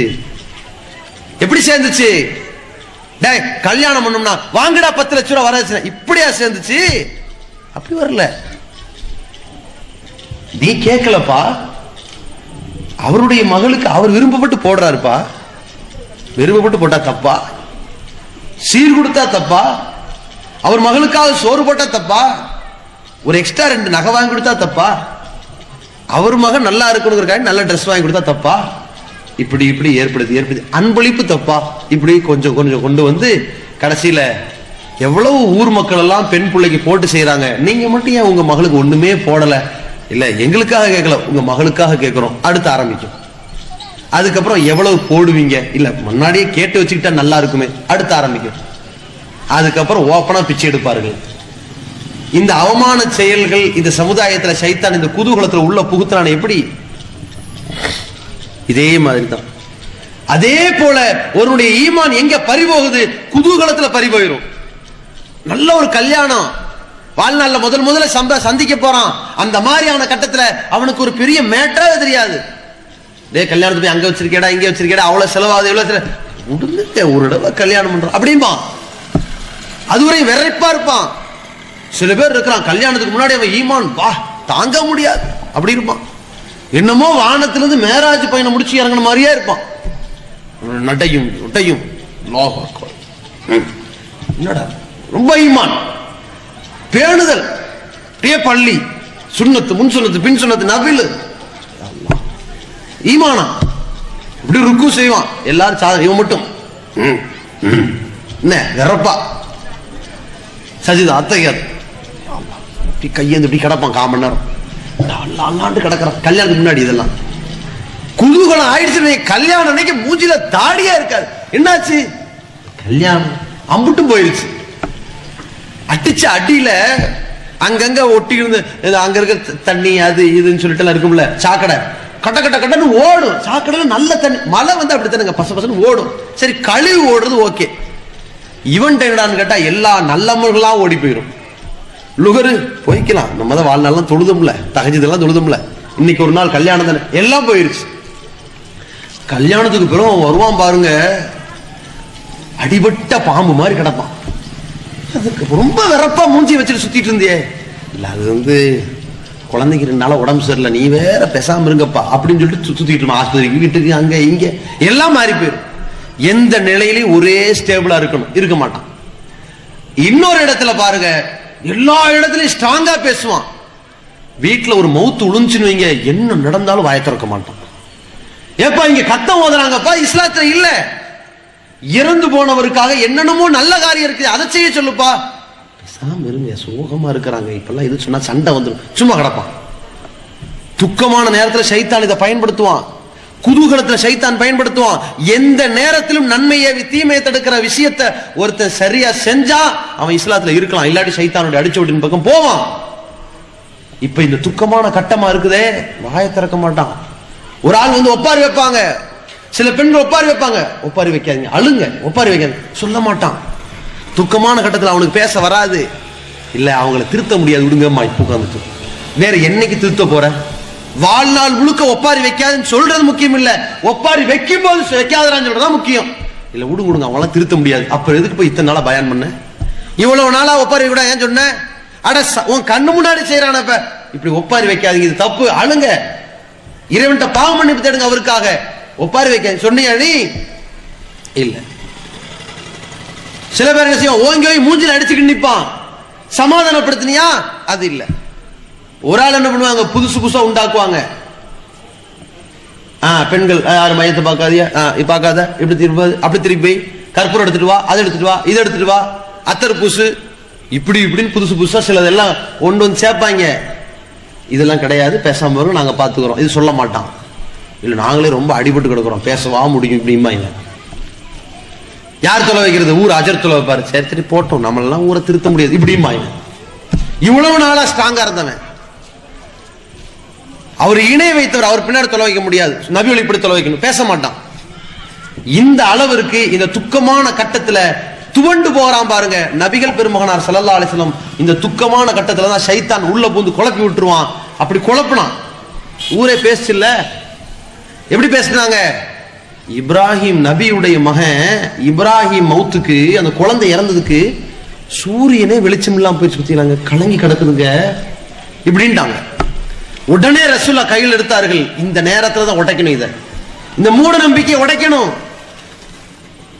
அப்படி சொல்லாதீர்கள். இன்ன ஷம்ஸ வல் கமர ஆயத்தானி மின் ஆயாத்தில்லாஹி சூரியனும் சந்திரனும் அல்லாஹ்வுடைய சான்றுகளில் உள்ளது. லா யன்கஷிஃபானி லி மௌத்தி அஹதின் வலா லி ஹயாத்திஹி அது எந்த மனிதனுடைய பிறப்புக்கோ இறப்புக்கோ ஏற்படுவது கிடையாது. அது அல்லாஹ்வுடைய சான்று. இன்னமா யுஹவ்விஃபுல்லாஹு இபாதஹு அந்த சூரிய கிரகணம் சந்திர கிரகணத்தை ஏற்படுத்துவதன் மூலம் அல்லாஹ் தன் அடியார்களை அச்சுறுத்துகிறான் அவ்வளவுதான். அதை நீங்கள் பார்த்தால் தொழுவுங்க தர்மம் செய்யுங்கள் பிரார்த்தனை செய்யுங்கள் பாவம் மன்னிப்பு தேடுங்கள். இதையெல்லாம் சொல்லிக் கொடுத்தார்கள் ரசூலுல்லாஹ். எதை செய்யணுமோ அதை சொல்லிட்டு எந்த நம்பிக்கை இருக்கக்கூடாது அதை களைந்தார்கள். ஏன்? ஷைத்தானுடைய ஊசலாட்டம் உள்ளே புகுந்தால் நாளை மனிதர்கள் கடவுளாகி விடுவார்கள், இஸ்லாம் சீர்குலைந்து விடும். உடைத்தார்கள். இந்த கூட்டத்திற்காக வேண்டி மிகுந்த பொருட்செலவு ஏற்பட்டிருக்கிறது. சகோதர சகோதரிகள்கிட்ட வாளியேந்தி வருவாங்க, அல்லாஹ்வுக்காக வேண்டி அள்ளி கொடுங்க. அப்ப இணை வைப்பினுடைய சாயல் எப்படி எல்லாம் இருந்ததோ அனைத்தையும் உடைத்தார்கள். ஒரு கட்டத்தில் ரசூலுல்லாஹி ஸல்லல்லாஹு அலைஹி வஸல்லம் அவர்கள் சஹாபாக்கள் அவர்களை சந்திக்கிறாங்க, இஸ்லாத்தை ஏற்றுக்கொண்டதை பற்றி பேசுகிறார்கள். ரசூலுல்லாஹ் ஒரு 9 பேர்ட்ட சரி இஸ்லாத்தை ஏற்றுக்கொண்ட உறுதிமொழியை வாங்குகிறார்கள். ஒருத்தட்ட மட்டும் வாங்கல. அப்பொழுது அந்த 9 பேர் சொன்னார்கள், நாங்க 10 பேர் இஸ்லாத்தை ஏற்பதற்கு தான் வந்தோம், ஆனால் நீங்க 9 பேர்ட்ட மட்டும் ஒப்பந்தம் வாங்கினீர்கள், இஸ்லாத்தை ஏற்றுக்கொண்டதை ஏற்றுக்கொண்டீர்கள், அவரை மட்டும் விட்டுட்டீங்களேன்னு கேட்டாரு. அப்ப ரசூலுல்லாஹ் சொன்னாங்க, அவரிடத்தில் தாயத்து இருக்கிறது, அவர் தாயத்து கட்டி இருக்கிறார் அப்படின்னு சொல்லி, இஸ்லாத்தை ஏற்பதற்கு தானே வந்திருக்கிறீங்க, நீங்கள் இஸ்லாத்தை ஏற்க வந்திருக்கிறீர்கள். இவங்க யார் கையிலையும் தாயத்து இல்லை. அவர்கள் உண்மை முஸ்லிம்களாக ரசூலுல்லாஹ் ஏத்துக்கிட்டாங்க. ஆனால் அவர் கையில தாயத்து இருந்தது. உடனே ரசூலுல்லாஹ்வே அதை கத்தரித்து விட்டு சொன்னார்கள், மன் அல்லக தமீமத்தன் ஃபகத் அஷ்ரக், யார் தாயத்தை தொங்க விடுகிறானோ அவன் அல்லாஹ்வுக்கு துரோகம் செய்து விட்டான். ஒருத்தன் துரோகம் செய்தவனாக வந்து துரோகம் செய்தவனாகவே இருந்து நான் அல்லாஹ்வை கடவுளா ஏத்துக்கிறேன்னா எப்படி வரும்? அது எந்த மாதிரி நிலையில இருக்கும்? யோசிச்சு பாருங்க. தன்னுடைய வாழ்க்கையில கையில ஒருத்தன் குடிகாரன் என்ன பண்றான், கையில ஒரு மது பாட்டில வைத்துக் கொண்டு அதை திறந்து வைத்துக் கொண்டு சொல்லுங்க இனிமேல் நான் குடிக்க மாட்டேங்க, என்னங்க குடிக்க மாட்டேன்னு சொல்லணும், இனிமேல் குடிக்க மாட்டாங்கன்னு குடிச்சா தூக்கி எறிஞ்சிட்டு வந்து சொல்றா இனிமேல் குடிக்க மாட்டேன்னு சொல்லணும். நபிகள் பெருமகனார் எப்படி இணை வைப்பு அந்த சமுதாயத்தில் வருகிறது என்பதை உடைத்தார்கள். அந்த இணை வைப்பினுடைய அந்த கயிறை அறுத்தறிந்தார்கள். யார் தாயத்தை தொங்க விடுகிறான் அவன் அல்லாஹ்வுக்கு இணை கற்பித்து விட்டான் என்றார்கள். ஏன்? இறைவன் தான் அனைத்தையும் செய்யத்தக்க ஆற்றல் மிக்கவன் என்கிற நம்பிக்கையை சீர்குலைப்பதுதான் இந்த தாயத்து. இறைவன் எப்படி அருள் பளிப்பானோ, எப்படி ஆரோக்கியம் வழங்குவானோ அந்த நிலையை இந்த தாயத்து ஏற்படுத்தும், இந்த கயிறு ஏற்படுத்தும் என்று நம்புகிறான் என்றால் அவன் இஸ்லாத்தை விட்டு விலகிவிட்டான். அதை நபிகளார் முறியடித்தார்களே, அதே போன்று நாம் தெளிவாக இருக்கிறோமா? இன்றைக்கு நம் சமுதாயத்தில் இருக்கிற சில முஸ்லிம்கள், ஏன்பா தாயத்து கட்டி இருக்கிற? இல்ல இல்ல அல்லாஹ்வைத்தான் நான் நம்புறேன், ஒரு துணைக்கு இப்படிங்கிறானே, இதுதான சைத்தானுடைய அடிச்சுவடு. நீ படைத்தவனை மட்டும் தான் நம்புகிறாய் என்றால், அல்லாஹுதான் அரியாபுரத்திலிருந்து நமக்கு கூலி வழங்குகிறான் என்றால், நமக்கு அருள் புரிகிறான் என்றால், நமக்கு மன்னிப்பை வழங்குகிறான் என்றால், அல்லாஹ் அரியாபுரத்திலிருந்து நமக்கு நிவாரணம் தருகிறான் என்றால், பாதுகாப்பு வழங்குகிறான் என்றால், அதே போன்ற அரியாபுரத்திலிருந்து இந்த தாயத்து வழங்கும் என்று நம்புகிறாயே, இது இணை வைப்பு இல்லையா? யோசிச்சு பாருங்க. அறுத்து எறிந்து விட்டு இஸ்லாத்தை புதுப்பிக்க வேண்டிய நிலையில் இருக்கிறார்கள். அதே போல அல்லாஹ்வுடைய தூதரவர்கள் காலத்திலே எவன் இஸ்லாத்தை விட்டு வெளியேறுவானோ அந்த நிலையை நபிகளார் உணர்த்துகிறார்கள். அத்தீரத்து ஷிர்குன், நல்ல நேரம் கெட்ட நேரம்னு ஒருத்தர் சகுனம் பார்த்தான்னா அது இணை வைத்தல் என்றார்கள். அது இணை வைத்தல். அல்லாஹ் விதித்ததன்படிதான் நடக்குமே தவிர ஒரு நேரம் இப்படி இருந்தால் நல்லாகும், ஒருத்தனுடைய கலர் இப்படி இருந்தால் நல்லாகும் நினைத்தீர்கள் என்றால் அது இணை வைப்பு என்றார்கள். இன்னைக்கு நம்ம சமுதாயத்தில் இருக்கா இல்லையா? நம்ம தாய்மார்கள் இருக்கா இல்லையா? கல்யாணம் ஆகணும், அந்த கல்யாணம் ஆகிறதுக்கு கரிசமணி கட்டுறது அதுவே முதல்ல தப்பு. கரிசமணி கட்டுவதே இஸ்லாத்துல இல்ல. அதுவே முதல்ல பிற சமுதாயத்தின் கலாச்சாரத்தை கலர் மாத்தி காப்பி அடிச்சு, அங்க மஞ்சள் கலர்ல தாலியா, இன்னொரு பக்கம் மோதிரமா, இங்க ஒண்ணு போடணுமே கருப்புல கட்டு கரிசமணி. யாருமா கட்டி விடணும்? யாரு கணவர் உயிரோடு இருக்கிறாரோ, நீண்ட காலம் வாழ்ந்தாங்களோ, மூத்த அந்த பெண்மணியை கூட்டிட்டு ஆயில் நீடிப்பா இருக்குல்ல, அவர்களுக்கு கரிசமணி கட்டுறது, அவங்க தான் கட்டுறதுக்கு தகுதியம். இதே கரிசமணி கட்டி விடுற இடத்துல கணவனை இழந்த ஒரு பெண்மணி விதவை பண்ணி கல்யாணம் ஆகுறதுல யாரை வச்சு கட்டுறீங்கன்னு விரட்டி விட்டுருவாங்க. அவங்க மூஞ்சியில முழிக்க கூடாது, அவங்கள பார்க்க கூடாது. கல்யாணத்தை சொல்லவும் மாட்டாங்க. கல்யாணம் முடிஞ்சிட்டு மகள் கல்யாணம் ஆச்சு சொல்லான் இருந்தேன் மறந்துட்டேன்பாங்க. யாருக்கு? விதவை பெண்ணுக்கு. அது வரக்கூடாது இல்ல. இந்த மாதிரியான ஒரு ஆளுக்கு, அவருடைய முகத்திற்கு, அவருடைய நிலைக்கு இந்த உலகத்தில் பல நல்லது கெட்டது நடக்கும் நினைக்கிறானே. பூனை குறுக்க போச்சுன்னு வைங்க, அவ்வளவுதான். போச்சா, கொஞ்ச நேரம் ஆவட்டும், சனிய விளங்காது நினைக்கிறானே. 10 வாட்டி ஒரு தும்முனான்னு வைங்க, அதோட முடிஞ்சு போச்சு அப்படின்னு நினைக்கிறானே. வெள்ளை புடவை கட்டி ஒருத்தி வந்து அவ்வளவுதான், விடிஞ்ச மாதிரி தான் அப்படின்னு நினைக்கிறானே. கருப்பு ட்ரெஸ் போட்டா அதுவும் முடிஞ்சு போச்சு நினைக்கிறானே. இது மாதிரி ஒரு குறிப்பிட்ட நிறத்திற்கு, குறிப்பிட்ட நேரத்திற்கு, குறிப்பிட்ட காலத்திற்கு இவன் கல்யாணத்துக்கு கூப்பிடுறான். எப்படி? காலை 10 மணி முதல் 11 மணி வரை உள்ள முபாரக்கான வேளையில். ஏன் அப்ப மத்ததெல்லாம் முசீபத்தான வேலையா? இவன் எழுதுறான். இத ஒரு முபாரக்குன்னு எந்த முபாரக் சொல்லி கொடுத்தான்? அஜரத்து முபாரக் சொல்லி கொடுத்திருப்பார். இதுதான்ப்பா முபாரக்கான வேலை. ஏன் அப்ப 9 மணி கல்யாணம் நடந்து எல்லாம் அத்தறிஞ்சு ஓடிடுவாங்களா? என்னடா நேரம் குடிக்கிற? அல்லது இப்படி வச்சுக்கலாம், பரக்கத்தான் நேரம்னா என்ன பரக்கத்து? அஜரத்து 9 மணிக்கு வேற இடத்துல ஒரு கல்யாணத்துக்கு போனார்னா அங்க காசு கிடைக்கும், அவருக்கு அங்க ஒரு பரக்கத்து இருக்கு. 10 மணிக்கு தான் அவர் ஃப்ரீயா இருந்தா இப்ப அவருக்கு தான் பரக்கத்து. நீங்க எழுதணும், காலை 10 மணி முதல் 11 மணி வரை மட்டும் அஜரத்துக்கு காசு கிடைக்கிற முபாரக்கான வேளையில் அப்படின்னா தெரிஞ்சு போயிடும். இவன் எழுதுறானா இல்லையா? நல்ல நேரம் கெட்ட நேரம். அந்த பத்திரிகையில ஓரத்துல பார்த்து லைட்டா மஞ்சள் ஒட்டிருப்பான். என்னங்க பெயிண்ட் தடவி அல்லது பிரிண்டிங் மிஸ்டேக்கா? இல்ல மங்களகரமா இருக்கணும். எங்கிருந்து வந்துச்சு இது? நபிகள் நாயகம் ஸல்லல்லாஹு அலைஹி வஸல்லம் அவர்கள் இறைவன் மீது உள்ள அந்த நம்பிக்கை, இறைவனுக்கு இருக்கிற ஆற்றல் மீது உள்ள நம்பிக்கையை வேற யாரிடத்திலும் செலுத்தி விடக்கூடாது. இதுதான் லா இலாஹ இல்லல்லாஹ்னு சொல்லி கொடுத்தார்களே. அப்படிப்பட்ட நிலையில யார் சகுனம் பார்த்து நேரத்தை அமைக்கிறார்களோ அவர்கள் அல்லாஹ்வுக்கு இணை கற்பித்து விட்டார்கள். சொன்னாங்களே, இவன் நல்ல நேரம் கெட்ட நேரம், உலகத்துல ஒரு நேரம் உண்டா? துல்லியமா சொல்லிருங்க பார்ப்போம். ஒரு ஆள் வரட்டும், உலகத்துல எவனாவது ஒருத்தன் வந்து காலை 10 to 10:30 வரைக்கும் நல்ல நேரம் சொல்லு பார்ப்போம். அந்த நேரத்தில் எவனுமே சாக மாட்டானா? எவனுக்குமே வேலை பறிபோகாதா? எவனுக்கு வேலை கிடைக்காதா? ஒரு உதாரணத்திற்கு புரிந்து கொள்ளுங்கள், ஒருத்தருடைய செயலால் தான் நல்லது கெட்டது நடக்குமே தவிர நேரத்தின், காலத்தின், கலர் கோலத்தின் அடிப்படையில் அல்ல. ஒரு திருடனை போலீஸ் பிடிக்கிறாரு. கரெக்டா 10:55க்கு திருடனை போலீஸ் பிடிச்சிட்டாரு. 10:55 யாருக்கு நல்ல நேரம், யாருக்கு கெட்ட நேரம் சொல்லுங்க? நேரத்தை குறை சொல்ல முடியுமா? திருடனை போலீஸ் பிடிச்சாரு, அவர் பிடிச்ச நேரம் நம்ம எல்லாருக்கும் நல்லது நடந்திருக்கு. இந்த களவாணி பிடிபட்டிருக்கான், அந்த களவாணிக்கு மட்டும் கெட்டது நடந்திருக்கு. என்ன செய்யறது? இது நேரத்தாலா செயலாளா? செயலால் நடக்கக்கூடியது. நம்முடைய செயலால் அனைத்தும் சிறப்படையுமே தவிர நேரத்தையும் காலத்தையும் வைத்து அல்ல. கேட்ட காலங்கடி கைகூடி இருங்கிறான், எல்லாம் நேரம் கெட்டு போச்சுங்கிறான், எல்லாம் என் நேரம் அப்படி அப்படிங்கிறான். இவளை கல்யாணம் பண்ணி விட்டு வந்த நேரம் இப்படி ஆகி போச்சு இப்படிங்கிறான். இவன் பிறந்த நேரம் இப்படி ஆகி போச்சுங்கிறான்.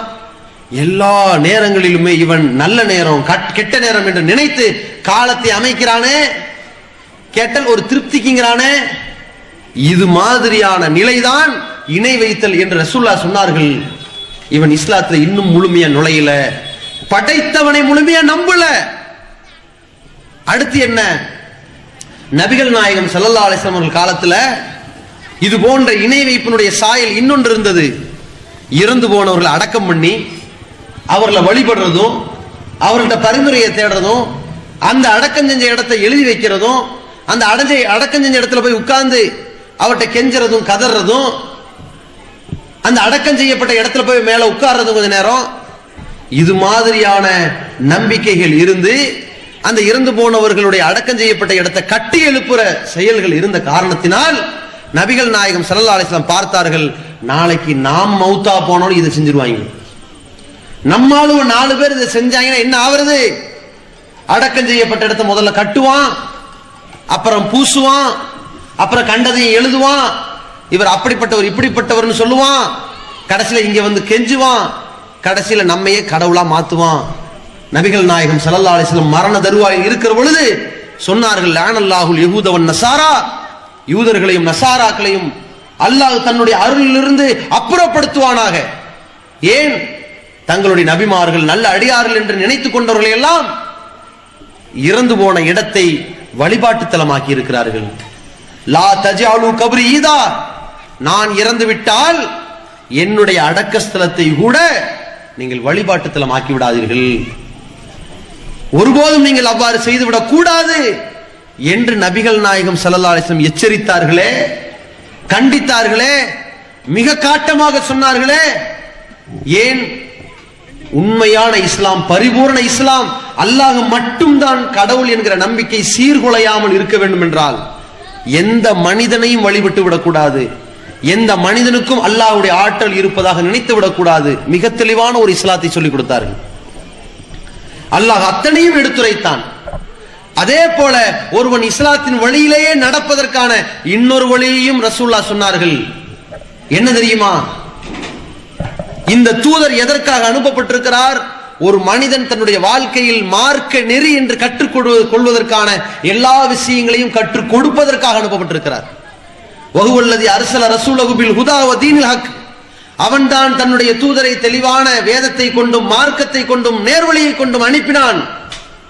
லியுல்ஹிரஹு அலத்தீனி குல்லிஹி, இருக்கிற உலகத்தில் இருக்கிற எல்லா மார்க்கத்தை விட இந்த முஹம்மதுக்கு நான் கொடுத்து அனுப்பி இருக்கிற மார்க்கம் இருக்கிறதே தலை சிறந்த ஒரு மார்க்கம், அதை பின்பற்றி நடங்கள் என்று அல்லாஹ் சொன்னதற்கு பிறகு நபிகள் நாயகம் ஸல்லல்லாஹு அலைஹி வஸல்லம் அவர்கள் அந்த சமுதாயத்தில் ஒரு வித்தியாசத்தை காட்டுகிறார்கள்.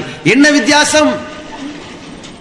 அல்லாஹ்வுடைய தூதர் மதீனாவில் வாழ்கிற பொழுது நபிகளாருக்கும் ஒரு பெயர் முஹம்மது என்கிற அரபு பெயர், அங்கே வாழ்ந்திருக்கிற நபிகளாரை ஏற்றிருக்கிற அன்சாரி தோழர்களுக்கும் அரபு பெயர்கள், முஹாஜிர்களுக்கும் அரபு பெயர்கள், யூதர்களுக்கும் அரபு பெயர்கள், கிறிஸ்தவர்களுக்கும் அரபு பெயர்கள், நெருப்பு வணங்கிகளுக்கும் அரபு பெயர்கள். யாரு முஸ்லிம் யாரு காஃபிர்னு தெரியாத, வித்தியாசம் தெரியாத, நம்ம அல்லாஹ்வ கடவுள் நம்பின மாதிரி அங்க இருக்கிற யூதன் அல்லாஹ்வ கடவுள் நினைச்சிருக்கிறான், நம்ம அல்லாஹ்வ கடவுள் நினைக்கிற மாதிரி அங்க இருக்கிற கிறிஸ்தவன் அல்லாஹ்வ கடவுள் நினைச்சான். இப்ப யாரு முஸ்லிம்ங்கிற வேறுபாடு சொல்ல வேண்டி இருக்குதே. நாம் தெளிவான மார்க்கத்தை சொல்ல வந்த தூதராச்சே, முழுமை பெற்ற மார்க்கத்தை இந்த மக்களை ஏற்றுக்கொள்ள சொல்ல வந்திருக்கிறோமே. நபிகளார் அடையாளம் இடுகிறார்கள். மன் ஸல்லா ஸலாத்தனா, யார் நம்ம தொழுகையை தொழுகிறார்களோ, வஸ்தக்பல கிப்லத்தனா, யார் நம்ம கிப்லாவை முன்னோக்குகிறார்களோ, வ அக்கல தபீஹத்தனா, யார் ஹலாலானதை சாப்பிடுகிறார்களோ, ஹலால் ஆக்கப்பட்டதை சாப்பிடுகிறார்களோ, ஹலாலான முறையில் அறுத்ததை சாப்பிடுகிறார்களோ, ஃபதாலிக முஸ்லிம், அவன் முஸ்லிம் என்றார்கள். ஒரு வேறுபாடு சொல்ல வேண்டும். ஏன்? அந்த மதீனாவில் வாழ்ந்து கொண்டிருந்த யூதர்கள் இருக்கிறார்களே, அவர்களும் அல்லாஹ்வை வணங்கினார்கள். எதை நோக்கி தொழுவார்கள்? பைத்துல் முகத்தஸ், பாலஸ்தீனத்தை நோக்கி இப்படி தொழுவார்கள். ரசூலுல்லாஹ் மதீனாவில் வாழ்கிற பொழுது எதை நோக்கி தொழுவார்கள்? மக்காவை பார்த்து தொழுவார்கள், காபத்துல்லாவை பார்த்து தொழுவார்கள். ரசூலுல்லாஹ் தெளிவுபடுத்தினார்கள், நாம தொழுகிற மாதிரி தொழுபவர்கள் தக்பீர் கட்டுவது, நிற்பது, ருக்கு செய்வது, சஜிதா செய்வது, சலாம் கொடுப்பது என்ற தொழுகை முறை, அதை செய்கிற மக்கள். நம்ம கிப்லா, அவன் கிப்லா அக்ஸா, நம்ம கிப்லா காபா, காபத்துல்லாவை நோக்கி தொழுவது, பிஸ்மில்லாஹி அல்லாஹு அக்பர் என்று சொல்லி அறுக்கப்பட்ட பிராணியை சாப்பிடுவது, இவனை முஸ்லிம் என்று நபிகளார் கணக்கிட்டார்களே. அந்த மக்களுக்கு ரசூலுல்லாஹி ஸல்லல்லாஹு அலைஹி வஸல்லம் சொன்னார்கள், மன் தஷப்பஹ பிகௌமின் ஃபஹுவ மின்ஹும், யார் பிற சமுதாயத்தினுடைய கலாச்சாரத்தை காப்பியடித்து செய்கிறார்களோ அவர்கள் என்னை சேர்ந்த முஸ்லிம்கள் கிடையாது, அவர்கள் அவர்களை சேர்ந்தவர்களாக மாறிவிட்டார்கள். அழகாக சொன்னார்கள். அது மட்டும் இல்லாமல், நீங்கள் அந்த சமுதாயத்தை காப்பியடித்து எதையும் செய்யாதீர்கள், அவர்களுக்கு மாறு செய்யுங்கள் என்றார்கள். எப்படி? அவர்கள் மூடத்தனமான பல காரியங்களை செய்கிறார்கள், நீங்கள் அதை செய்யார்கள், மாறு செய்யுங்கள் என்றார்கள். எந்த அளவிற்கு என்றால், அந்த மக்களிடத்திலே ஷவ்வாலுடைய மாதம் வந்தால் அது பீட பிடிச்ச மாதம்னார்கள். ஷவ்வால் மாசத்துல எதுவும் செய்யக்கூடாது. இன்னைக்கு நம்ம சமுதாயத்துல ஒரு குறிப்பிட்ட சில மாசத்துல அசைவம் சாப்பிடக்கூடாதுன்னு சில சமுதாய மக்கள் நம்பிக்கை வச்சிருக்கிறாங்க. சில நல்ல காரியம் செய்யக்கூடாது நம்பிக்கை வச்சிருக்காங்க. இது மாதிரி ஷவ்வால் மாதத்துல கல்யாணம் பண்ணக்கூடாது, ஷவ்வால் மாசத்துல நல்ல திருவிழா கொண்டாடக்கூடாது, ஷவ்வால் மாசத்துல ஒரு நல்ல தொழிலை தொடங்கக்கூடாது, அது பீட பிடிச்ச மாதம் நினைத்தார்கள். நபிகள் பெருமகனார் ஸல்லல்லாஹு அலைஹி வஸல்லம் இந்த மூட பழக்க வழக்கத்தை குழி தோண்டி புதைக்க வந்த தூதர் சொன்னார்கள், லா அதுவா வலா தீரத்தை, சகனம் பார்ப்பது கிடையாது, வலா ஹாமத்தை, ஆந்தை சகனம் என்பார்கள், அப்படி ஒரு சகனம் கிடையாது. உலா சஃபர பீடை மாதம் என்பார்கள். அப்படி பீடை மாதம் என்பதும் கிடையாது. எப்படி முறியடித்தார்கள் தெரியுமா? ஷவ்வால் மாதம் பீடை பிடித்த மாதம் என்றார்களே. இன்றைக்கு ஒட்டுமொத்த உலகத்திலுமே ஷவ்வால் மாதம் பிறந்து விட்டால் ரமலான் பெருநாளை கொண்டாடுகிறார்கள். ரமலானுடைய பெருநாளை கொண்டாடுகிற நாள் ஷவ்வால் 1 அதானே? ரமலான் மாதம் முடிந்து ஷவ்வால் 1 தான் நாம் ஒட்டுமொத்த உலகத்திலுமே ஷவ்வால் 1 ஷவ்வால் 2 நமக்கு வேறுபடும். ஒட்டுமொத்த உலகத்தில் ஷவ்வால் மாதத்தில் தான் இந்த ரமலானுடைய பெருநாளை கொண்டாடுகிறோம். எந்த நாளில் பெருநாள் கொண்டாடினால் பாவம் என்று நினைத்தாயோ அதே நாளில் பெருநாள் கொண்டாடி உலகத்திலே ஏழை எளிய முஸ்லிம்களுக்கெல்லாம், பட்டினி கிடக்கிற முஸ்லிம்களுக்கெல்லாம் உணவளிக்கிற ஒரு திருநாளாக மாறிவிட்டதே. பீட பிடிச்ச மாசம் நினைச்சியா? முறியடித்தார்கள் ரசூலுல்லாஹ். அன்னை ஆயிஷா ரலியல்லாஹு அன்ஹா சொன்னார்கள், அல்லாஹ்வுடைய தூதர் அவர்கள் ஷவ்வால் மாதத்தில் தான் என்னை திருமணம் முடித்தார்கள், ஷவ்வால் மாதத்தில் தான் என்னோடு இணைந்தார்கள். நபிகளாருடைய மனைவிமார்களிலேயே நபிகளாருக்கு மிகவும் விருப்பமான மனைவியாக நான் தான் இருக்கின்றேன். ஏன் சொன்னார்கள்? ஷவ்வால்ல கல்யாணம் பண்ணாங்களே, பிரிஞ்சு போனாங்களா? வாழ்க்கை சீர்குலைஞ்சு போச்சா? நபிகளார் தன்னுடைய மரண தருவாயிலே நான் ஆயிஷாவுடைய இல்லத்தில் ஆயிஷாவோடு இருக்கக்கூடாதா என்று கேட்கிற அளவிற்கு அன்பு பாசம் நெகிழ்ந்து கிடந்ததே. மூட நம்பிக்கை அங்கே முறியடிக்கப்பட்டதல்லவா? நபிகள் நாயகம் ஸல்லல்லாஹு அலைஹி வஸல்லம் அவர்கள் இந்த ஷவ்வால் என்கிற பீட பிடிச்ச மாசம் நானே அதை உடைத்து காட்டினார்கள். இப்ப உண்மையான முஸ்லிம் எப்படி இருக்கணும்? ஊர் மக்கள் சொல்றாங்க, ஏம்பா புதன்கிழமை கல்யாணம் பண்ணு, பொண்ணு கிடைச்சாலும் புதன் கிடைக்காதுமாங்க, சனிக்கிழமை பண்ணாத, சனியை தனியா போகாதுமாங்க, செய்யாத, செவ்வாய் வேண்டாம் விருவாயா போயிருமாங்க. இப்படின்னு சொல்லி 4 பேர் மண்டையை குழப்பறானா, முறியடிங்க. அப்படியா? செவ்வாய்க்கிழமை தானே கல்யாணம் அப்படின்னு சொல்லுங்க, அதான் வாழ்க்கை, அதை முறியடிங்க. இப்படி மூட பழக்க வழக்கத்தை முறியடிப்பவன் தான் முஸ்லிம், மூழ்கி போவன் கிடையாது. நபிகள் வேறுபடுத்துகிறார்கள். எப்படி வேறுபடுத்தினார்கள்? மாதவிலக்கு பெண்மணி, ஒரு பெண் தன்னுடைய மாதத்திலே சில நாட்கள் மாதவிலக்குக்கு ஆளாகி உடல் சோர்வடைந்து விடுகிறார்கள். அவர்களை மனதாலும் சாவடிக்கிற ஒரு செயல் இருக்கிறது நம் சமுதாயத்திலே. அவர்கள் தீட்டுப்பட்டவர்கள், அவர்கள் கிட்ட நெருங்கினா தீட்டு, தொட்டா தீட்டு, பட்டா தீட்டு, ஓரத்தில் ஒடுக்கி விடுவார்கள். சில கிராமங்களில் வீட்டில் சேர்க்க மாட்டார்கள். மாதவிடாய் நேரம் வந்துவிட்டால் ஒரு ஊரிலே ஒரு ஓரத்திலே ஒரு கொட்டகை போன்று இருக்கும், அந்த ஒரு கழிவடைந்த இடத்தை போன்று ஒதுக்கி அங்க கிடக்க வேண்டும். 3-4 நாட்கள் மனச்சோர்வால் உடல் சோர்வால் இருப்பவர்களை காயப்படுத்துகிற ஒரு நிலை. இந்த மூடப்பழக்கம் அதே யூதர்களிடத்தில் இருந்தது. என்ன? மாதவிலக்கு பெண்களை தொடக்கூடாது, பேசக்கூடாது, நெருங்கக்கூடாது, எதையும் செய்யக்கூடாது என்று நபிகள் பெருமகனார் ஸல்லல்லாஹு அலைஹி வஸல்லம் உடைத்தார்கள். அவர்களுக்கு மாறு செய்யுங்கள். நான் கொண்டு வந்திருக்கிற மார்க்கம் உண்மை மார்க்கம். மாதவிடாய்க்காரி என்ன தீட்டுப்பட்டவளா? அல்லாஹ்வுடைய தூதர் பள்ளிவாசலில் இருந்து ஆயிஷா ரலியல்லாஹு அன்ஹா அவரிடத்தில் எட்டி பார்க்கிறார்கள். ஆயிஷாவே, அந்த பொருளை எடு அப்படிங்கிறாங்க. சீப்பை எடு, என தலைவாரி விடு கேட்டார்கள். உடனே ஆயிஷா ரலியல்லாஹு சொன்னாங்க, நான் மாதவிடாய்க்காரியாக இருக்கிறேன். மாதவிடாய்க்காரியா? உன் கையில் என்ற கழிவாக இருக்கிறது, கையில் தீட்டில்லை, எடு கூப்பிட்டார்கள். அந்த ஆயிஷா ரலியல்லாஹு அன்ஹா அவர்கள் இந்த மாதவிலக்கு நேரத்தில் இருக்கிற பொழுது அவர்களுடைய மடியில் சாய்ந்தவர்களாக நபிகள் பெருமகனார் திருமறை குர்ஆனை ஓதினார்கள். ஆயிஷா ரலியல்லாஹு அன்ஹா அவர்களோடு சேர்ந்து அமர்ந்து அவர்கள் சாப்பிட, நபிகளார் சாப்பிட, அவர்கள் கடித்து வைத்த எலும்பு துண்டை நபிகளாரும் கடித்து, இது ஒரு தீட்டு அல்ல, அவளோடு சேர்ந்து சாப்பிடலாம் என்று ஒட்டுமொத்த உலகத்திற்கும் பெண்ணுரிமை காத்தார்களே. ஏன்? சமுதாயத்திலே சொன்னார்கள், நீங்கள் இந்த யூதர்களுக்கு மாறு செய்யுங்கள். இந்த மாதவிடாய் காரி என்று அவர்களை தீட்டு என்று ஒதுக்கி வைக்கிறார்கள், நீங்கள் ஒதுக்காதீர்கள் என்றார்கள். இவ்வளவு அழகான வழித்தடத்தை சொல்லிக் கொடுத்த தூதர் அந்த மக்களிடத்தில் எவ்வளவு அழகான ஒரு வழிகாட்டுதலை சொன்னார்கள். அந்த வேதக்காரர்கள், யூத நசாராக்கள் மீசையை அப்படியே வளர்த்து விடுவார்கள். நீங்கள் அவர்களுக்கு மாறு செய்யுங்கள், மீசையை கத்தறிங்கன்னாங்க. ஏன்?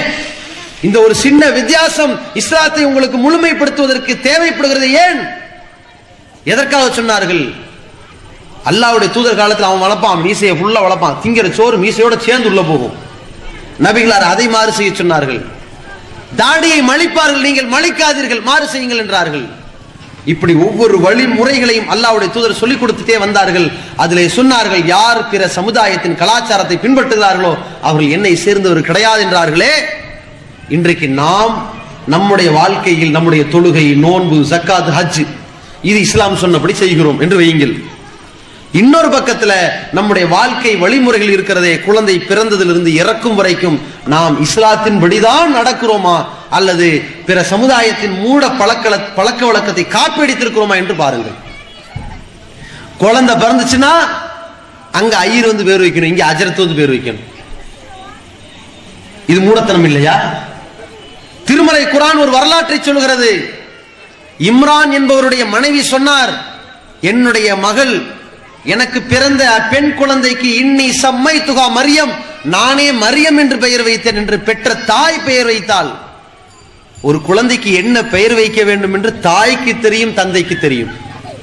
ஆனால் இவங்க என்ன பண்றாங்க, அஜரத்தை கூட்டு பேர் வைக்கணும். அது அந்த அஜரத்து வச்ச பேர் லட்சணம் பாருங்க. அட ஒரு நல்ல அர்த்தத்தோட பேர் வைப்பானா அப்படின்னு கேட்டா ஒரு ஆளுக்கு பேர் வைக்கிறாரு, பீரான் பேர் வச்சிருக்காரு. என்னது மீரானா? இல்ல பீரான். யாருங்க இந்த பேர்? எங்க ஊர் அஜரத் வந்து பேர் வச்சாரு. ஏன் அவங்க பேர் பீரானா? வேறுங்க பேர் வைக்கிறது. இன்னொருத்தன் பேர் என்ன? நாகூர். அதான் எந்த ஊர்னு கேட்கல, பேர் என்ன? அதான் நாகூர். அது தெரியுதுங்க, பேர் என்ன? அதாங்க நாகூர். பேரே நாகூர். இவன் என்ன பண்றது?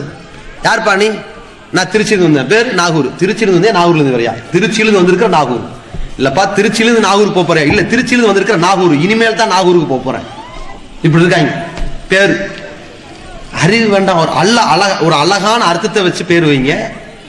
நபிகள் நாயகம் காலத்துல ஒரு நபித்தோழர் பேர் வச்சாங்க. என்ன பேரு? கஷ்டம், கவலைன்னு பேர் வச்சாங்க. ரசூலுல்லாஹ் ஏன்பா கஷ்டம்னு கவலைன்னு எவனாவது பேர் வைப்பாமா? துன்பம்னு ஒருத்தன் பேர் வைக்கலாமா? நல்ல பேர் வைங்கன்னாங்க. ஒரு ஆள் என்ன பண்ணார், ஒரு நபித்தோழருக்கு முருன்னு பேர் வச்சாங்க. முருன்னா என்னது? கசப்புன்னு அர்த்தம். முருன்னு பேர் வச்சாங்க. பேரே இப்படி முருன்னு இருந்தா மாத்தினாங்க ரசூலுல்லாஹ்.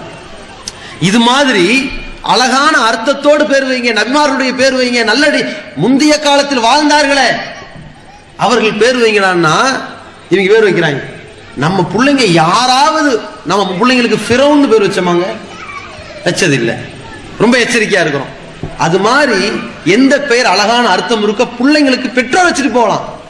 சில பேருக்கு அஜரத் வந்திருக்க மாட்டார், ஒரு மாசம் ஆகி பாப்பா பாப்பான்னு கூட்டிட்டு இருப்பாங்க. பாப்பா இங்க வா பாப்பா, ஏன் பிள்ளைக்கு பேர் வைக்கல? அஜரத் வரல. இது எவ்வளவு பெரிய பிரமத சமுதாய கலாச்சாரம் இல்ல? அவர் வரணுமா, பேர் வைக்கணுமா, வலது காதுல பாங்க சொல்லணுமா, இடது காதுல இக்காம சொல்லணுமா, இது தொலை போகுதா குழந்தை எந்திரிச்சு போய்? அதுவும் மார்க்கத்துல இல்ல. அதுக்கப்புறம் என்ன? மொட்டை அடிக்கிறது ஒரு விழா, பொம்பளை பிள்ளை அந்த காது குத்துறது ஒரு விழா. காது குத்துறதே இஸ்லாத்துல இல்ல, அது ஒரு விழா.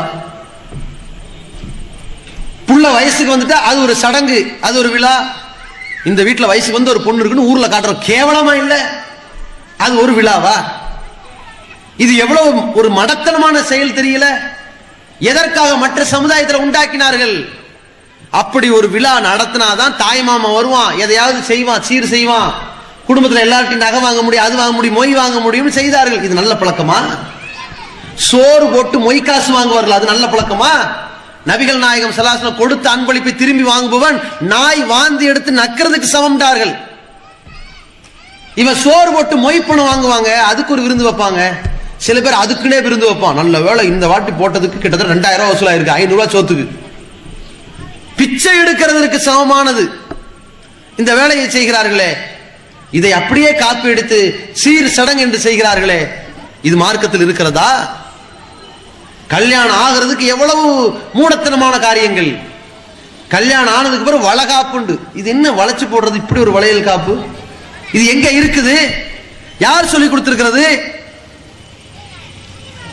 பிறந்த வீட்டுக்கு அனுப்பி வைக்கிறாங்களாம், வளகாப்புன்னு சொல்லி அனுப்பி வைக்கிறீங்களே, இது எங்கிருந்து வந்தது? அதுவும் தலை பிரசவத்தை பெண் வீட்டார் தான் பார்க்கணும், தலையில கட்டியாச்சு, இது எங்கிருந்து எடுத்தீங்க? குழந்தை கண்ணில் ஒரு மை, என்ன கண் திஷ்டியா, இது எங்கிருந்து வந்துச்சு? அதாவது பார்த்தாங்கன்னா பார்க்கிற பார்வையில குழந்தைக்கு வயித்தால போயிருமா. படைத்த இறைவனுக்கு இருக்கிற ஆற்றல் மனிதர்களுடைய கண்ணுக்கு இருக்குன்னு நினைக்கிறமே, இது இஸ்லாமா?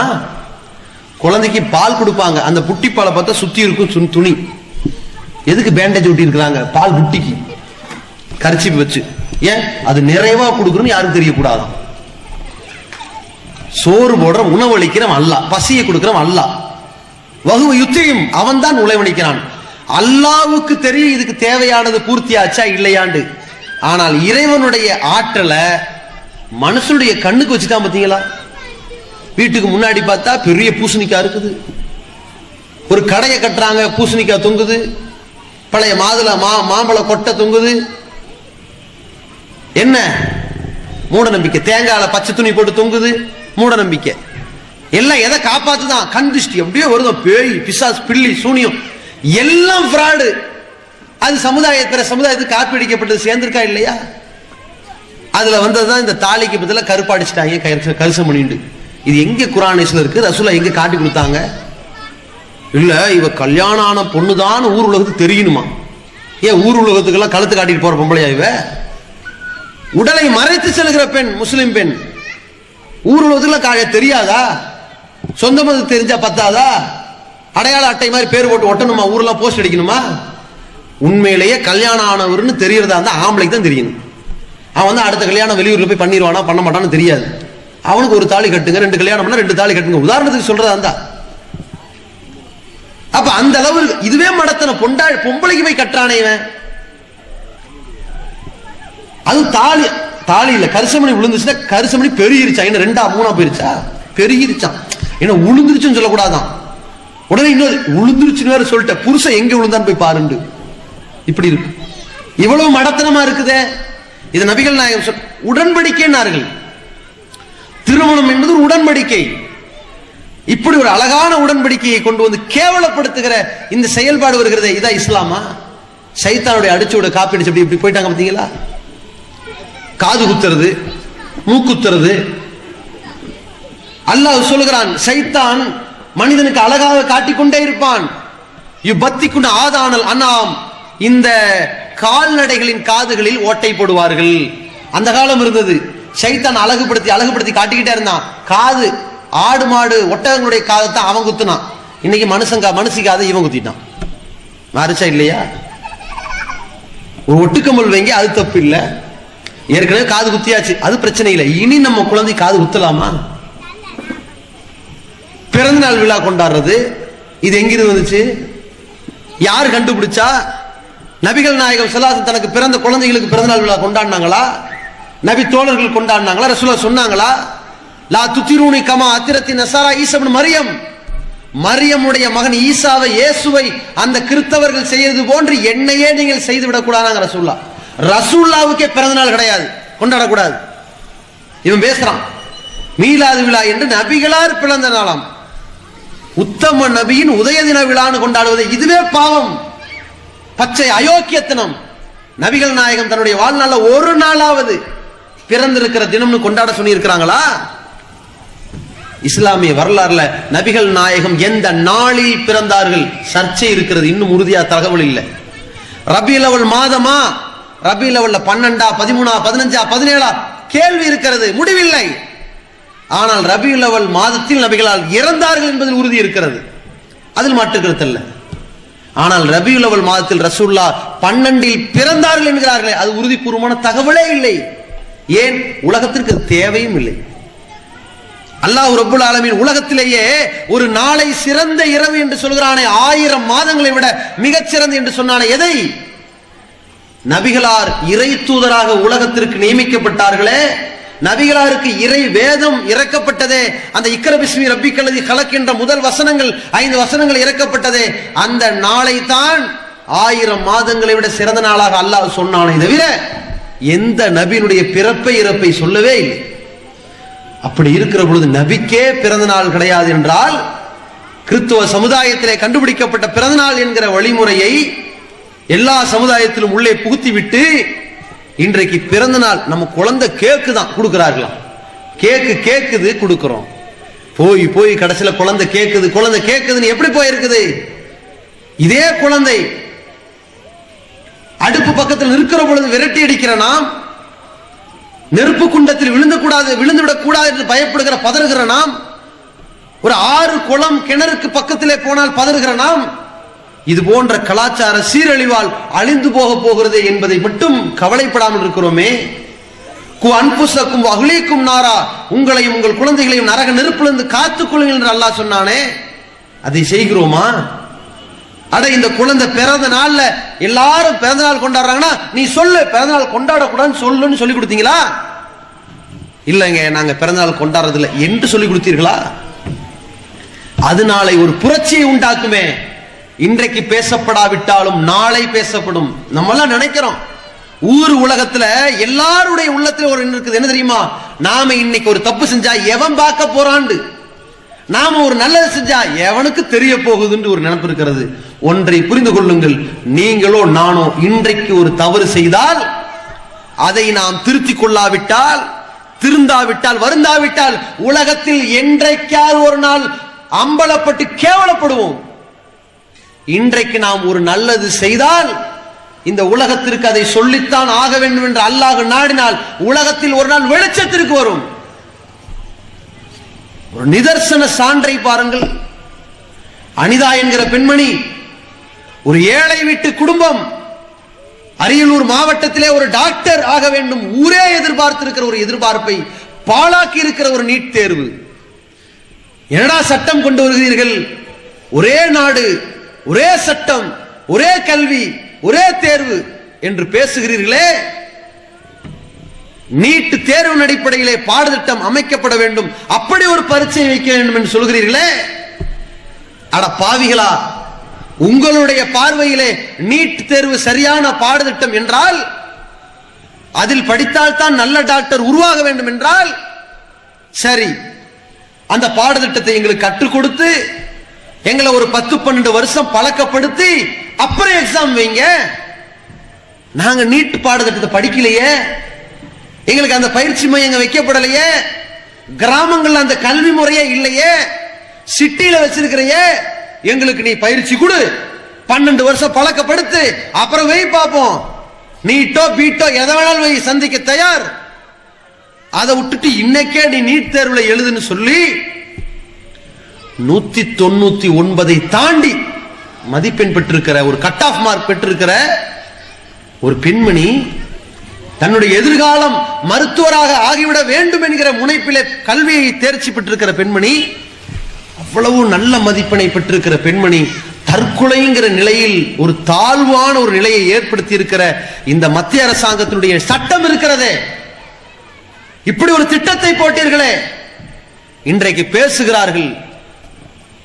இந்த பாஜகவினுடைய தமிழகத்தினுடைய பினாமியாக பேசுகிறார்கள். ஒரு பக்கம் கிருஷ்ணசாமி பேசுகிறார், ஒரு பெண்மணி செத்திருக்கிறாள், தற்கொலை செய்திருக்கிறாள், அது தவறான முடிவு. நீட் தேர்வு தான் எல்லோருக்கும் ஆரோக்கியம் சட்டம், அதுல படிங்க, அதுல படிச்சு நல்ல மார்க் வாங்க, எல்லாருக்கும் நல்லது தானே என்று மத்திய அரசாங்கத்தினுடைய ஒரு பினாமி ஏஜென்டாக கிருஷ்ணசாமி பேசுகிறார். இன்றைக்கு போட்டார்கள் ஒரு போடு. என்ன பேசுகிறார்கள்? அடே, கிருஷ்ணசாமியினுடைய மகளுக்கு அன்றைக்கு இதே மாநிலத்திலே அவர் பெற்றெடுத்திருக்கிற மார்க் என்ன? 1200க்கு 1100 தாண்டிருச்சா? இல்லையே. 1000 தாண்டிச்சா? இல்லையே. 900 தாண்டிச்சா? இல்லையே. 700, 800, 600 தேர்ச்சி தான். மருத்துவர் என்கிற நிலையில் தேர்ச்சி பெறலையே. 1000 கூட 800 கூட 700 கூட நெருங்காத ஒரு பெண்மணியை இந்த கிருஷ்ணசாமி ஜெயலலிதா அவர்களுடைய பிச்சையால், அதானங்க சுதந்திர தியாகி என்ற அது வேற கணக்கு, அது உரிமை, தாழ்த்தப்பட்ட சமுதாயம் என்று எல்லோருக்கும் கொடுக்கிற கோட்டா அது வேற கணக்கு, தெரிந்தவர் நெருங்கியவர் என்பவருடைய பெயரால் கொடுக்கிற பிச்சையால் ஓ மக டாக்டர் ஆயிருக்காளே, அதை மறந்து இருக்கிறாய். எவனுக்கு தெரிய போகுது நினைத்தாய்? எத்தனை ஆண்டுகள் ஆனது. உலகம் இன்றைக்கு காரி துப்புகிறதா இல்லையா? இதே தமிழிசை நீட்டு தேர்வு தான் சிறந்த தேர்வு, பாஜக பேசுவார்கள். நீட்டு தேர்வு தான் சிறந்த தேர்வு, அதில் படித்தால் தான் நல்ல டாக்டர்கள். அப்ப இத்தனை நாள் இந்த மாநில பாடத்தில் படித்த டாக்டர்கள் எவனும் உருப்படி இல்லை அப்படின்னு சொல்லி இவர் ஒரு டாக்டராம், டாக்டராக இருந்து சொல்கிறேன் அப்படின்னு. அதான் ஓன்ட்ட எவனும் வைத்தியத்து வர மாட்டேங்கிறான். ஆனால் இந்த அம்மாவுடைய மார்க் என்ன? 1200 1100 1000 900 இல்லையே. நீ வாங்கின மார்க்கு உன் தந்தை குமரி அனந்தன், அப்பன் காங்கிரஸ், மக பாஜக. நல்ல குடும்பம் விளங்கிடும். கருணாநிதி அவர்கள் கலைஞர் போட்ட பிச்சை, தமிழிசைக்கு டாக்டர் சீட்டு கிடைச்சது. எல்லாரும் இன்னைக்கு சோசியல் மீடியா எழுதுறாங்க, கலைஞர் போட்ட பிச்சையில தமிழிசை டாக்டர் ஆனார், ஜெயலலிதா அவர்கள் போட்ட பிச்சையில கிருஷ்ணசாமி மகள் டாக்டர் ஆனார். ஆக மொத்தம் இந்த 2 பேரும் எச்சேன்னாங்க. தெரிஞ்சு போச்சா இல்லையா? ஊர் உலகத்திலங்க எத்தனை ஆண்டுகள் எங்கே புதைந்திருந்தாலும் சரி, நல்லதை எவன் செஞ்சாலும் சரி, இறைவன் நாடினால் உலகத்துக்கு தெரியும். கெட்டதை யார் செஞ்சாலும் சரி, இறைவன் நாடினால் உலகத்துக்கு அம்பலத்திற்கு வரும். இதை நினைக்க வேணாம். அப்ப இந்த சமுதாயத்தில் அல்லாஹ்வுடைய தூதரவர்கள் எவ்வளவு அழகான படிப்பினை சொல்லிக் கொடுத்தார்கள். இதை நம்முடைய பிள்ளைக்கு போதிக்க வேணாம். பிறந்த நாள் இல்லப்பா, இல்லைன்னு சொல்லு. இன்னைக்கு ஊரே உன்னை கைகொட்டி சிரிக்கலாம், ஆனால் 10 ஆண்டுகள் கழித்தாலும் நீ ஒரு சிறந்த வளர்ப்பு என்று உலகம் பேசும். சொல்லிக் கொடுத்தீர்களா? நாம் இந்த குழந்தைக்கு சொல்லிக் கொடுக்க வேண்டிய பாடம் அது. பிறந்த நாள் கிடையாது. இல்ல குழந்தை, எல்லா குழந்தையும் தீபாவளிக்கு பட்டாசு வெடிக்குது, என் குழந்தைக்கு ஒரு பட்டாசு வாங்கி தர போறேன். காசை கரியாக்க கூடாது என்று நீ சொல்லிக் கொடு. அந்த குழந்தை படிக்கும். காசுக்காக ஒரு பிராணியை வாங்கி அறுத்து கரியாக்கி அதை ஏழைக்கு கொடுத்தால் அது ஒரு நல்ல ஒரு பெருநாள். அதே காசை கரியாக்கி பல வீட்டை கொளுத்தினால் இது பெருநாளா? பிள்ளைக்கு சொல்லிக் கொடு. அந்த பிள்ளை புத்திமதி சொல்லும். வேண்டாம், பட்டாசு என்ற பெயரால் காற்றை மாசுபடுத்த வேண்டாம், பலருடைய காதுகளை கிழிக்க வேண்டாம், சப்தங்களால் பலருடைய உள்ளங்களை பாதிக்க செய்ய வேண்டாம், நெருப்பால் பல வீட்டை கொளுத்தி எரிக்க வேண்டாம் என்று சொல்லி ஒரு ஊரில் ஒரு கிராமத்தில் இந்த தீபாவளியில் பட்டாசு வெடிக்க மாட்டோம் என்று பள்ளிக்கூட மாணவர்கள் முடிவெடுத்தார்கள். அவர்கள் முஸ்லிம்களா?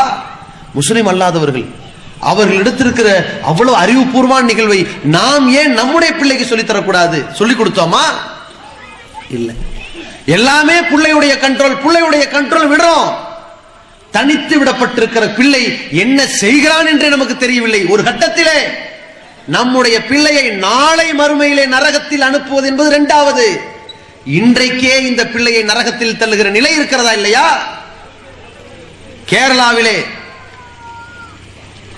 ஒருவர் இறந்து போகிறார், கல்கத்தாவிலே ஒருவர் இறந்து போகிறார், ஆஷிக் என்பவன் இறந்து போகிறான். என்னடா செய்திருக்கிறான்? ஒரு கேம், ப்ளூ வேல் என்ற ஒரு கேம். இணையதளத்தின் வழியாக போன்லயோ கம்ப்யூட்டர்லயோ பதிவிறக்கம் செய்யப்படுகிற ஒரு விளையாட்டு. அந்த கேமினுடைய விபரீதம் என்ன? அந்த விளையாட்டை உருவாக்கியவன் ரஷ்யாவிலே 24 வயது மதிக்கத்தக்க ஒரு இளைஞன், சைக்கோ.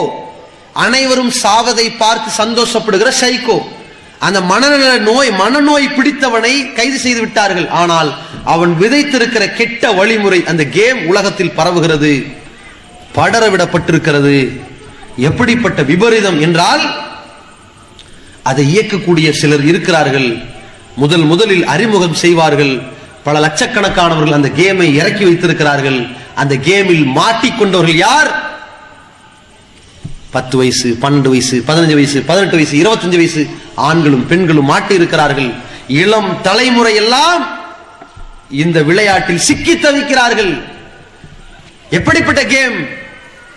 அவனுடைய உள்ளத்திலே நீ தைரியமானவனா உருவாகணுங்கிறது தான் இந்த கேம்னு சொல்லி கொடுத்து, தைரியமானவன் என்றால் என்ன செய்ய வேண்டும்? F57 என்று உன்னுடைய கையால் கீறி கிழித்து எழுத வேண்டும்.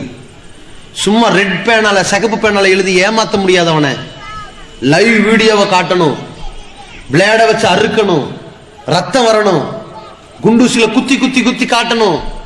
F57 right. ஒரு நாள் 50 நாள் கேம். ஒரு நாள் கழித்து விட்டாய். 2வது நாள் நீ விடிய காலை 4:30 எழுந்திருக்க வேண்டும். மனிதனுடைய நிலை, மூளை நரம்புகள் எல்லாம் சோர்வடைந்து நிம்மதி பெறுகிற ஒரு நிலை. அந்த 4 மணி 4:30 மணிக்கு எழுந்து நீயாக திகில் படங்களை காண வேண்டும். இவனை ஏமாத்திர முடியாது. நான் இன்னைக்கு ஒரு 5 பேய் படம் பார்த்தேன்னு நீ இந்த சேனல்ல இந்த திகில் படத்தை கண்டு கொண்டு இருக்கிற ரெக்கார்டிங்களுக்கு அனுப்பணும். நீ பார்த்துக்கிட்டே இருக்கிற மாதிரி ரெக்கார்டிங் இருக்கணும், பார்க்கணும். நீ இப்படி தொடர்ச்சியாக பார்க்க வேண்டும். அதற்கடுத்து அது தைரியசாலி ஆக்குறாங்களாம். இப்படி சொல்லி ஒரு மனிதனுடைய மூளை நரம்புகள்ல பய உணர்வுகள் இருக்குல்ல, அது தேவைக்கு இருப்பதான் பயப்படணும். ஒவ்வொரு தடவையும் பய உணர்வுகளை ஏற்படுத்தி ஏற்படுத்தி ஏற்படுத்தி பலவீனப்படுத்தி விட்டால் அந்த குழந்தை பக்கத்தில் ஒரு குண்டூசி விழுந்தாலும் செத்து போய்விடும். அவ்வளவு பயம் பதட்டம் ஏற்பட்டுரும். ஒரு நாள் 2 நாள் 3 நாள் இப்படி பார்க்க வைத்து விட்டு ரைட், அடுத்த நாள் நள்ளிரவிலே நாங்கள் எங்களுடைய இணையதளம் வழியாக ஒரு வீடியோ காட்சியை காட்டுவோம், அதை நீ பார்த்து கொண்டே இருக்க வேண்டும். திகில் காட்சிகள். அதற்கடுத்து உயரமான கட்டடத்திற்கு சென்று நான் உயரமான கட்டடத்தில் இருக்கிறேன், அல்லது ஒரு உயரமான பாலத்தின் விளிம்பில் நிற்கிறேன், அல்லது உயரமான அந்த கிரேன் மேல ஏறி நிற்கிறேன் என்று காட்டி ஒரு போட்டோ எடுத்து விட்டு எங்களுக்கு அனுப்ப வேண்டும். அதை நாங்கள் நம்ப வேண்டும். அடுத்து ஒரு நீல திமிங்கலத்தை, ப்ளூ வேல்னா நீல திமிங்கலம், அதை அப்படியே கையில வரைஞ்சு காட்டணும், கீறி கிழிச்சு காட்டணும். அதற்கடுத்து ரயில் நிலையத்திற்கு போக வேண்டும்.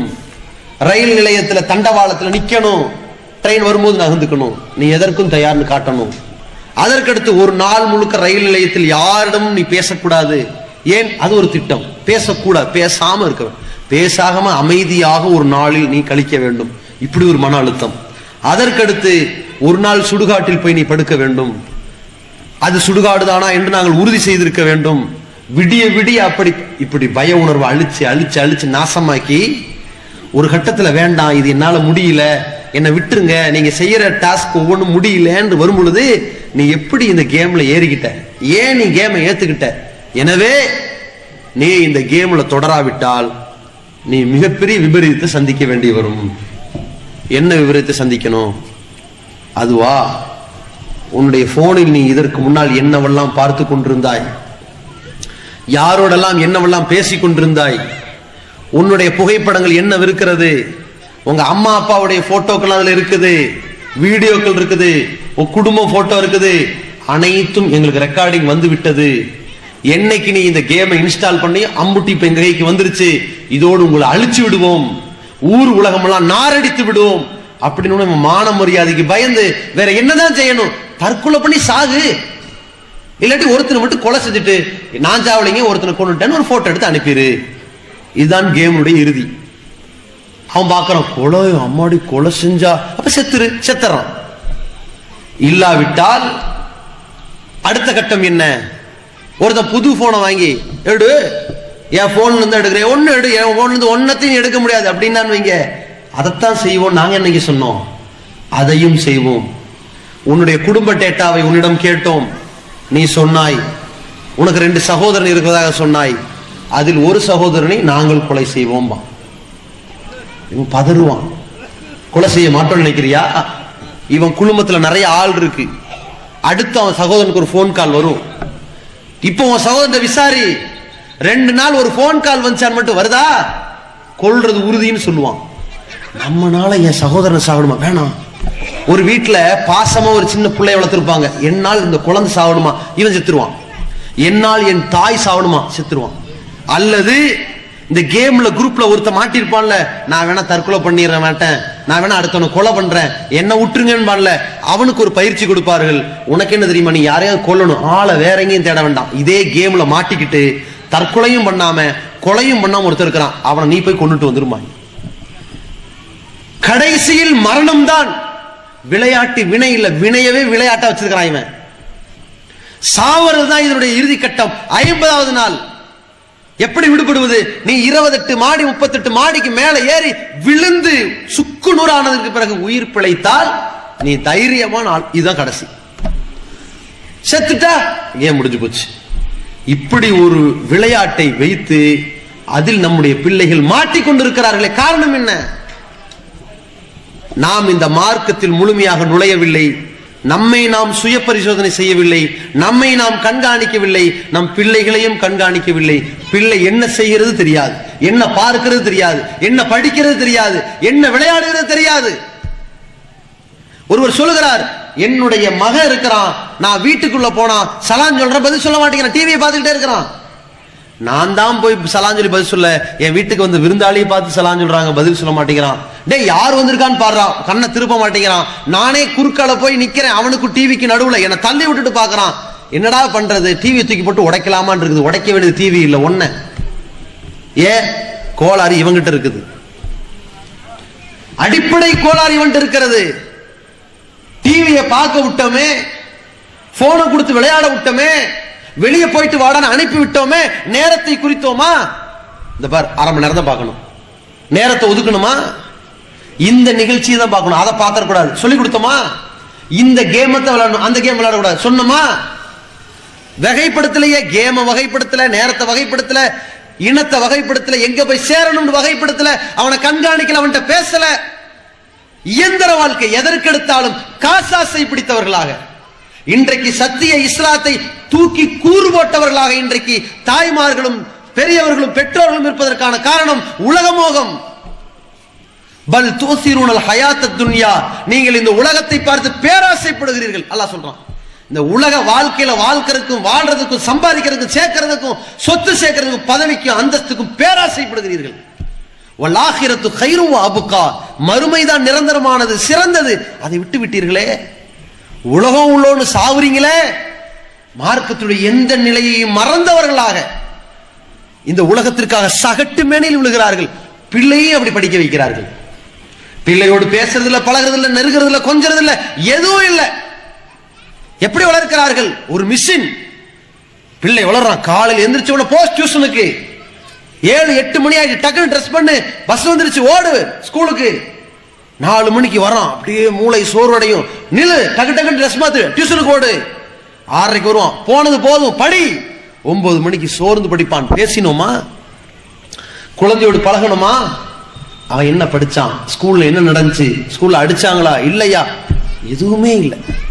கொலை செய்து கொண்டிருக்கிறோம். 20 வருடங்கள் கழித்து அவன் நம்மை என்ன செய்வான்? நம்மை அதே போல் முதியோர் இல்லத்தில் சேர்ப்பான். மகனே 2 நாளா உடம்பு சரியில்லை, மாத்திரை அனுப்பி வைக்கிறேன், சாப்பிட்டுட்டு படுமே அப்படிமா. மகனை குளிடிக்கிறது, உனக்கு பெட்ஷீட் சரியா தரல, நான் நிர்வாகத்தை பேசிக்கிறேன்பா. மகனை இங்க கூட இருக்கிறவங்க தொல்லை பண்றாங்க, ஓ வாயை வச்சுட்டு சும்மா இருமா. நாம் அதைத்தான் செய்தோம். வாப்பா என்ன ஸ்கூல் அடிச்சிட்டாங்க, நீ சும்மா இருந்திருக்க மாட்ட, நீ ஏதோ வம்பு பண்ணிருப்ப, இனிமேல் சொல்லாத அப்படிமா. எப்ப பேசுவான்?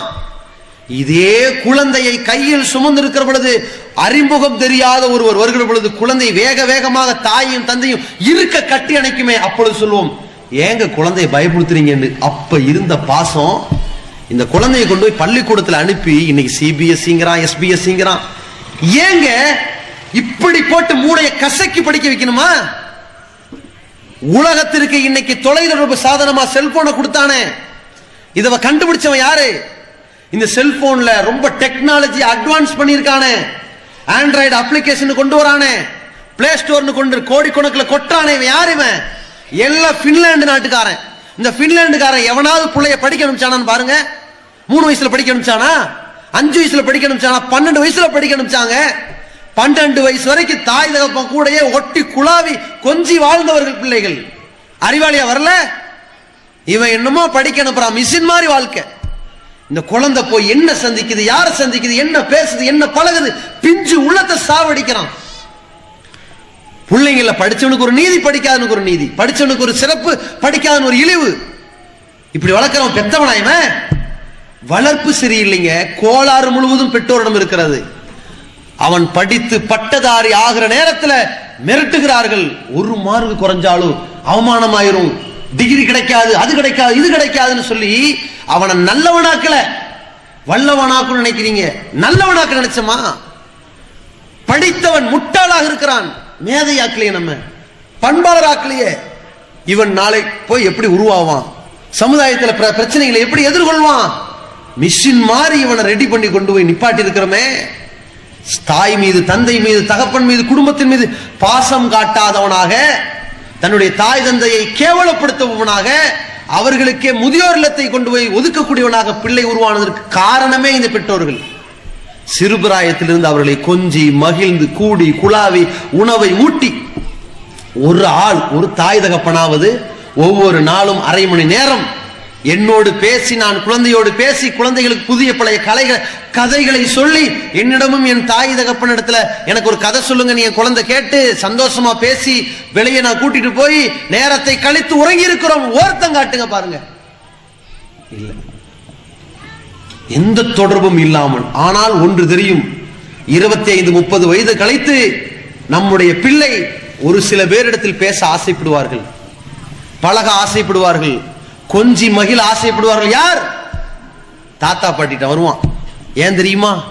அது பள்ளிக்கூடத்துக்கு போகும்போது நல்லபடியா போயிட்டு வாமா என்று சொல்பவர்கள் அந்த தாத்தா பாட்டி. போற நேரத்துல இறங்கு அப்படின்னு சொல்றவன் தாய் தகப்பான். போயிட்டு வந்ததுக்கு பிறகு எதுக்குமா அழுகிற, அழுகாத, இப்படித்தான் 4 பேர் செய்வாங்க, நீ தான் தைரியமா இருக்கணும் என்று சொல்லி கொடுத்தவர்கள் தாத்தா பாட்டிமார்கள். நீ ஏதாவது வம்பு பண்ணிருப்படா, மூஞ்சி முகரையும் பாரு என்று திட்டியவர்கள் பெற்றோர்கள். சனி ஞாயிறு ஆன உடனே சரி வீட்டுல அது சாப்பிட்றியா இது சாப்பிட்றியா, உனக்கு கதை சொல்லட்டுமா, இப்படிதான் எங்க ஊர்ல என்று சொல்லிக் கொடுப்பவர்கள் தாத்தா பாட்டிமார்கள். எதையும் எதிர்கொள்ள தயார் இல்லாத நிலையில சம்பாதிக்கணும்னு தகப்பன் போயிடுவார்.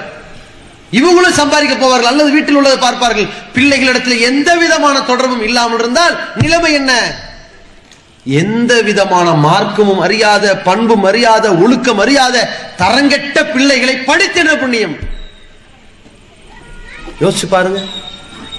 இதை கவனத்தில் கொண்டு நம்முடைய பிள்ளைகளை சரியாக உருவாக்க வேண்டும் என்றால் அல்லாஹ் சொல்லுகிறான், கு அன்புசக்கும், உங்களை காப்பாத்திக்கிங்க, நரகத்தை விட்டு விலக வேண்டும் என்ற அச்சத்தோடு நீங்கள் வாழுங்கள். நம்மை சொல்கிறான், நாம் வாழ வேண்டும், இறைவன் விதித்த வரம்புகளை பேணி நடக்க வேண்டும். நபிகள் பெருமகனார் ஸல்லல்லாஹு அலைஹி வஸல்லம் அவர்கள் தன்னுடைய வாழ்க்கையில ஒரு தடவை கூட சின்ன பிள்ளைகளை அடித்ததில்லை. இது வரலாறு. நம்மள ஒருத்தர் கூட அடிக்காமல் வளர்த்ததில்லை. இதுதான் நிதர்சனம். ஏன்? நபிகள் நாயகம் ஸல்லல்லாஹு அலைஹி வஸல்லம் பிள்ளைகளோடு எப்படி இருந்தார்கள்? கொஞ்சினார்கள், குழாவினார்கள், நெருங்கினார்கள், அணுகினார்கள், பழகினார்கள், பாசத்தை கொட்டினார்கள். அவ்வளவு அழகான ஒரு வாழ்க்கை, புரிந்துணர்வு. அது போன்று செய்திருக்கிறோமா? இல்லையே. இவன் பொண்டாட்டியோடைய கொஞ்சறது இல்ல, எங்க பிள்ளையோட. எல்லாரையோடு எதிர்த்து பார்க்கக்கூடிய இந்த பெற்றோரை எப்படி நினைப்பார்கள்?